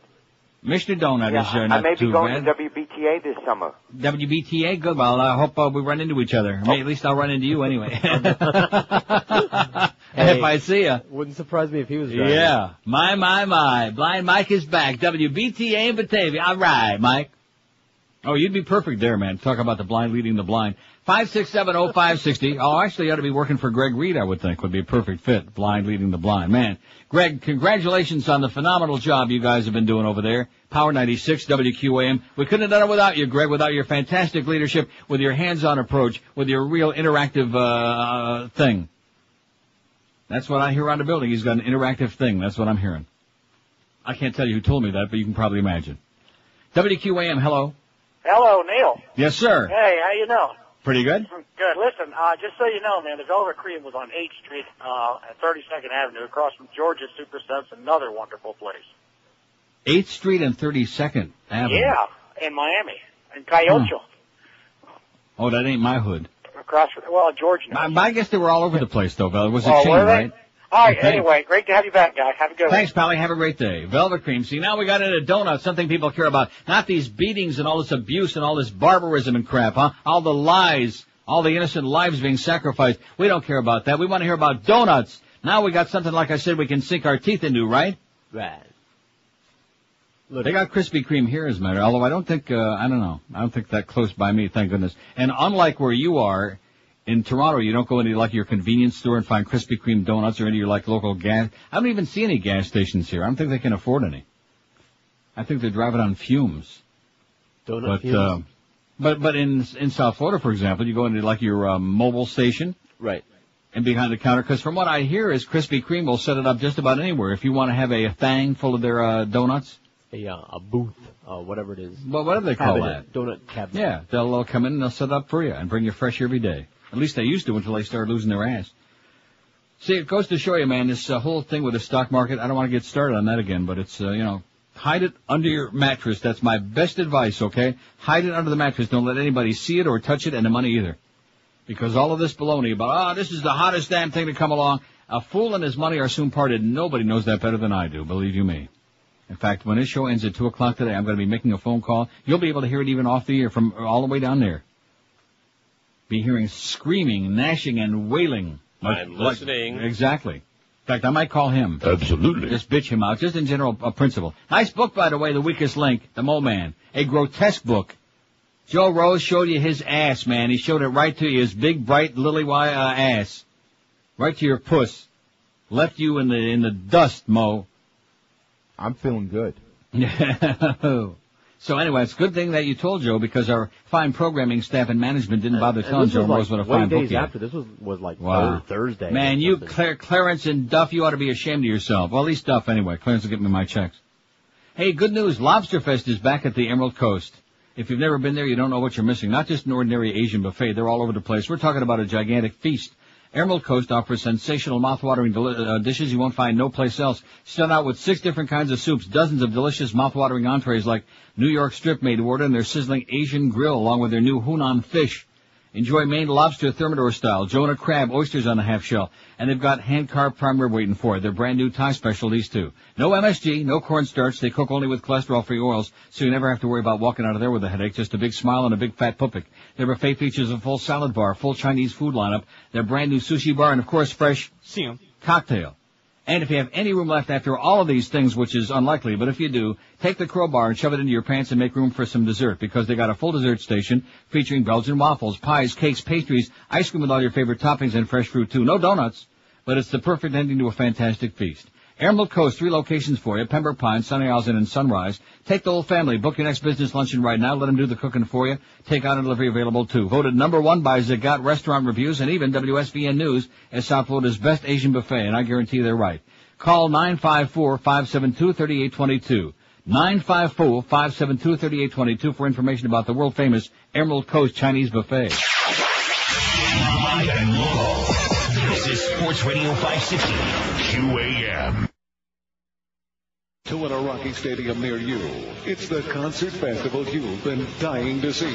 Lollapalooza. All of your favorite cutting-edge alternative terrorists on one stage for one explosive performance. Lollapalooza. See such genocidal artists as Muqtada al-Sadr, his deputy, Mustafa al-Yaqubi, and 963 other names we can't even pronounce. If you want to see a concert tour that's completely full of Shiites, you won't want to miss Lollapalooza. And coming later this summer, it's Gaza Fest, starring Osama Osbourne. I am Iron Man. Correction, I am Lead Man. 132 at 560 WQAM. 58 votes on the second poll now. This is the important one. Now, you notice how I did that purposely. Donut can be spelled D-O-U-G-H and also D-O-N-U-T, right? Oh, and we got it mixed and matched all over the place. Which is the best donut? Krispy Kreme 26, which is clearly the best answer, the right answer. 26. I Hate Donuts 13. Dunkin' Donuts 12. Publix 3. Entenmann's 2. And Velvet Cream's got a pair. They have 2. How can it be that close? Well, there's a lot of people with bad taste, I guess. And don't forget, Dunkin' Donuts is for Goyim. 5670560, pound 560 on the AT&T and Verizon wireless line. WQAM, hello. Hello? Hello, yes, sir. Uncle Neil? Yes, I am. God loves you, sir. I just wanted you to listen to your bit you played the other day that has Cartman on it. You forgot a bleep just before it speeds up. Yeah. Have a good day. Okay. Oh. What is he talking about? Whatever. I don't know. Yeah. There was a bleep that he thought should have been somewhere. Well, we don't really care, okay, sir? So just part of that panel. bleep this. Remember the yeah. When we have auditions for people to sit on that long table at the panel with the yellow square buttons, we'll let you know, okay? It's a few months away. 5670560, pound 560 on the AT&T and Verizon wireless line. WQAM, hello. QAM, hello. All right. See, I'm just punching all over the place just to check it out. QAM, hello. Donuts. QAM. Neil. Yes, sir. There is no doubt in anybody's literate or illiterate mind, it's got to be Dunkin' Donuts. Krispy Kreme can't hold candle to a Dunkin' Donuts. Well, how about if we try holding a candle to your rectum, and then you can sympathize with those poor Iraqi prisoners over there too.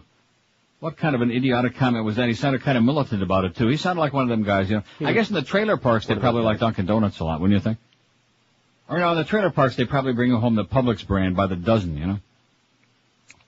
WQAM, hello. Jesus rules, buddy. WQAM, hello. Yeah, Neil. Yes, sir. Yeah, would you marry me to get illegal? WQAM, hello. Yes, I agree with that last caller. George is definitely gay. It needs to be put... WQAM, hello. Yeah, Neil. Hey, Neil. Yes, sir. How about Hostess and Drake's Cakes? What was the second one? Drake's Cakes. What the hell is that? A New York thing, maybe? Oh, no. Never heard of it. But Hostess is around, yeah. The Hostess with the mostest. Put Hostess on there to make them feel better. I thought Hostess made cupcakes. Well, I guess if they make cupcakes, they probably make brownies. Things like that. And donuts. You sound like a brownie hound to me. 25 till 2. Now, here's the book, Spinning on the Axis of Evil, America's War Against Iraq, which I know that all the intellectual people in the audience are going to be rushing to the bookstore to buy it by Scott Taylor. It's a paperback. You might actually be able to afford it, but I doubt it. Spinning on the Axis of Evil, America's War Against Iraq by best-selling author and award-winning journalist Scott Taylor. If you read one of all these books that are out today, this is the one you need to read. Okay? Okay. I'll even bring it back and loan it to you. Loan it, and then I want it back. It's just all in there. It just tells you everything you need to know if you really want to know. And of course, most people would rather not know. They'd rather be in the dark. I don't want to know. WQAM, hello. How about Tim Horton? What is it? Tim Horton. Oh, Tim Horton's Donuts. Now we're talking, eh? All right. How could I forget Tim Horton? Yeah, put it on there just for fun. Maybe a couple of Canucks will be voting for Tim Hortons.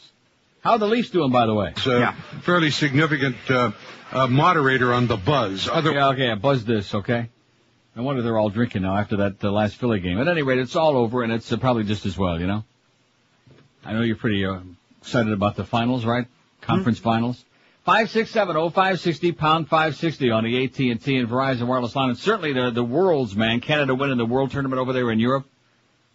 When are they going to give it up already? It's getting a little bit stale and old. Just too much of a good thing. WQAM, hello. Does Velvet Cream still exist? That's a good question. I don't know. I don't think so. You don't think so? There was one on 8th Street. They tore it flat down to the ground, and the one in Coral Gables has been gone for a while. Krispy Kreme rules. All right. Now, there's somebody with good taste. Thanks a lot, sweetheart. Krispy Kreme rules. Well, velvet cream, at least once upon a time it did exist. But what's the question again? Which is the best donut? Maybe they got some petrified that they've been hanging on to for a long time. Maybe they put them in the freezer. There ain't nothing like a good, I was gonna say chocolate eclair, but you know what's even better than that is cream puffs. Ooh, yeah, those are good. I haven't had one of those in a coon's age, man, a cream puff. No, I don't believe you. I haven't, I don't know where the hell you find those even, a cream puff. Well, they're all over the place in this station. There are? Oh, well, that's another story. No, seriously. Where would you go to find a good, chocolate eclair or a cream puff? What kind of a bakery? There aren't really a whole lot of good bakeries. What? In Hollywood, we have some, French bakeries and stuff like that are very good. On the Dam Rack in Amsterdam, they have a French bakery, man, where they're lined up at 7:30, 8 o'clock in the morning for the, all the croissants and all the stuff they make in the morning. They make those little tiny pizzas on, whatever the hell kind of French bread. Unbelievable. Not that I'm eating them, you do understand. I'm just watching everybody else eating them. 5670560, pound 560 on the AT&T and Verizon wireless line. WQAM, hello. Hey, the South Broward Mortgage Brokerage needs to stop faxing. 20-page fax. Sorry, man. Go ahead, sir. Don't let George just step on your material. That's okay. I got two. One was, I don't know if they still make donuts, but doesn't Royal Castle make donuts? They do? I think so. I never heard of that. Yes, they do have bakery there because they used to have the little, Get out of here. They have a bakery at Royal Castle? It's not a bakery, but they actually have the donuts in there, the Boston cream donuts, I know, with the white frosting on the top. I'll be damned. That sounds pretty good. The one in North Miami I think it's around 12th Avenue, something like that. Wayne Arnold's. Wayne Arnold, that's it. And that's all I have to contribute today. Okay, thank you, and have a great day. Now, what were you saying about the guy from where? Oh, South Broward Brokerage or Mortgage Brokerage or something. Yeah. 20-freaking-page fax. Of what? Crap? George Tenet's agenda for the next century or something like that. Oh, God, stop already. Stop trying to save the world. It's just a freaking radio show, okay? We're trying to do the best to put out a little information there for you, to read some ponderous articles, to kill 4 hours of your meaningless life every day. I have no life. In South Florida, which pretty soon is going to be like a steam factory down there pretty soon. What's the temperature now, about 89 in the shade? No, actually, it was quite nice last night. And not bad today. 10th of May. Well, you just wait, mister. You ain't seen nothing yet. Like I said, pretty soon. In about a half an hour. It's going to be smoldering. 21 till 2 at 5. Speaking of half an hour, Jim Mandich be along at 2 o'clock this afternoon. The highly rated afternoon boys, Jim Mandich, Hank Goldberg, had a big book. We had a big book. Joe Rose had a big book. In fact, the weakest link was 5 to 8 in the morning, man. Especially those 6 to 8 hours. A disgrace and embarrassment to QAM. We're still waiting for Tom Jicka to write his piece about the ratings. You're pretty disappointing, Tom. I'm not talking to him anymore either, because that last time, when I tried to get the thing out about Stop FCC and all of that jazz, and he still misquoted me again. Puts the thing in the paper about, the station is every few minutes they keep taking something else. That's not what I said at all about the station taking stuff away. It's because of the FCC rulings. It's because of what's happening to freedom of speech that we used to have once upon a time a little bit of, Tom. But you can't get it right, can you, Tommy? So perfect for South Florida, man, just like Howard Cohen at the Herald. Just a perfect match. Big 106. And in fact, wouldn't you think that this rating book, if the only thing he wrote about was Stern going off the air in the market and Big 106 taking this gigantic tumble, wouldn't that alone be worth, we could mention some of the other numbers in passing, but doesn't that make for an important article? No. Excuse me. 141 at 560 WQM. Spring into savings right now and save like never before on a great new car or truck from Armstrong Toyota of Homestead. They're on US 1, just 20 minutes south of the 836. Armstrong Toyota of Homestead is worth the drive no matter where you're hanging out because they're going to save you so much cash. They will literally save you thousands and thousands on great new Toyotas. Check out the great lease deals waiting for you right now. They got an 04 Camry or 4Runner for just $269 a month for 48 months. An 04 Highlander, you pay just $309 a month. If you need a truck, how about an 04 Toyota Tundra, the safest truck in America, just $179 a month for 48 months. And these are just a few of the great savings waiting right now at Armstrong Toyota of Homestead. General Manager David Rich and his staff will do just about anything under the sun to get you into a new Toyota today, so experience for yourself the Armstrong Toyota of Homestead difference. They're locally owned and operated, committed to 100% customer satisfaction, too. The service department is even open late till 8 weeknights to make sure they get all your work done for you and done right. Easy to find them. They're right on the corner of US 1 and 293rd Street in Homestead, just 20 minutes south of the 836. And wait till you hear this good news. Armstrong Toyota of Homestead offers you free tires, batteries, and replacement parts for the life of your vehicle. That's right. Tires, batteries, and free parts for life. Nobody nowhere does that. So don't waste your time at the big mega dealers and car giants who give you the big song to dance, scream and shout, and then get you into their dealerships under false pretenses only to let you down. Call David Rich. He's the GM, the guy you want to talk to at Armstrong Toyota of Homestead. Call him at 305-242-3247 for an unbeatable deal for real. 305-242-3247. Drive a little and save a lot on that great new Toyota at Armstrong Toyota of Homestead. Live and local. We're Sports Radio 560 QAM. America loves to watch boobs and butts and boinking. Absolutely. People all across the country signed up to see Mel Gibson's flick. In Bible Puerto Rican, they were fantasy. Our kings of said they didn't want to wind up sick. Pepto-Bismol wouldn't do the trick. Not one high-speed chase. No girls were wearing lace. No bank robbers or special effects, but people pointed to their multiplex. The breaking box office records all across the USA. Peter Jackson's movie was a hit and that is groovy, but cash should still be Lord of the Rings. Not one high-speed chase. No girls were wearing lace. No bank robbers or special effects, but people pointing to their multiplex. Oh! 147 at 560 WQM. I think tomorrow what we're going to do is just do a complete turnaround. Okay. Because it's taken us all of these years. We finally figured out what the South Florida audience responds to, what they just lap up. I mean, they will phone in by the millions if you give them something they can sink their teeth into. How about something really easy like, what's the favorite product at the Publix? Ooh, boy. Like Velveeta cheese or, how many thousand products can you think of? About 30, man. 30,000. We can get, in fact, that can carry us right into August, I would think. Name some food. Yeah, that's not a bad idea. In fact, we'll make it even more specific. Name some food you like. And then the next day we can do name some foods you don't like. Would be good. Of course, brand names, naturally. Now, how are we doing on the donut trail? And, of course, this is all inspired by Josh. You can blame him because he had the intemperate comment earlier about liking Dunkin' Donuts better than Krispy Kreme, which I thought that was, like, revolutionary to say that. No, we'll say this. Un-American, yes? Dunkin' Donuts has other things, like coffee. Coffee. Which is very good. And then they I can't drink coffee. It makes my stomach explode like an H-bomb. Ham and well, I can't say that. Croissants and whatnot. Yeah. So other things. Oh, they have croissants? Oh, yeah. They're very good, too. And they make croissant sandwiches. Cross sandwiches? I thought that's Burger King makes well, that. likewise. Croissant sandwiches without the egg. Or with. How come we never got that back in the days when Defoe was working? Oh, and speaking of Defoe, how did WFTL do? That's another station that doesn't show up in the market. 850. Remember Jim Sarney saying, all you savvy sports fans out there will punch a button up to 850 and program your button to 850. You're an idiot, Sarney. You're a total putz. God. He looks like a putz. He walks like a putz. He is a putz. Jim Sarney at the Sun Sentinel. Another idiot. He listed the numbers that Muff fed him several days ago and never mentioned my name, though. This show doesn't exist because it's not a sports show, see? So even though we had the highest number on the station, as usual, it didn't make it into Sarney's column because we don't do a sports show. You know nothing about radio. Probably don't even know. He probably hangs out with Howard Cohen from the Herald, the two of them. Probably doing something. 129 votes.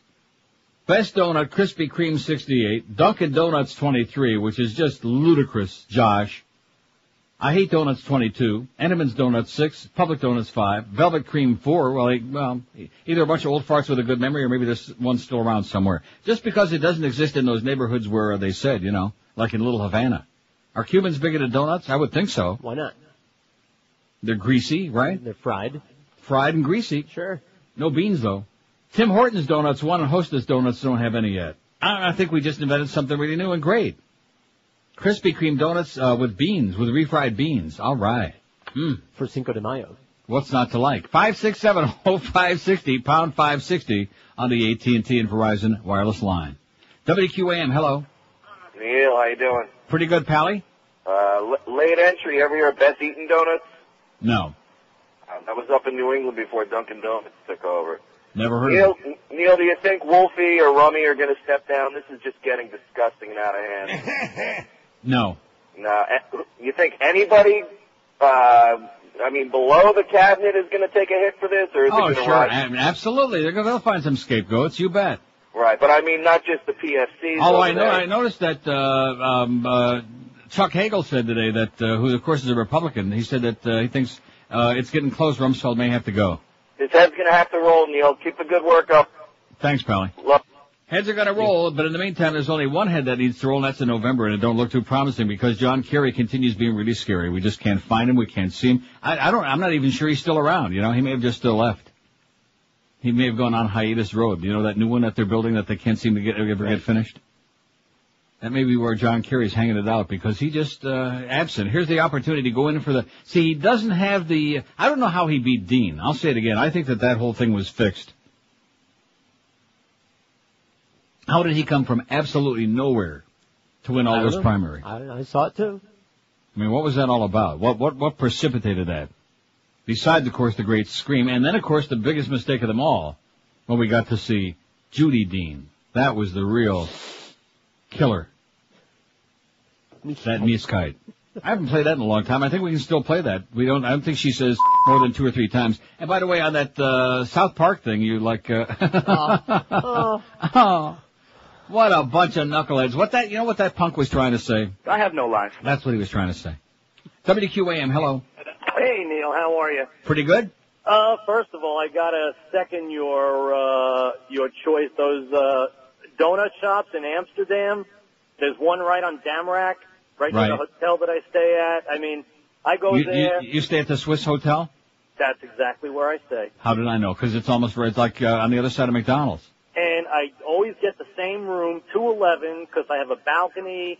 Well, the windows, they open up right onto Dam Square, and I can shout at all the people and throw joints down to them. Also, but those places, at 1 o'clock in the morning, I would get 4 or 5 donuts and bring them back to the room with me.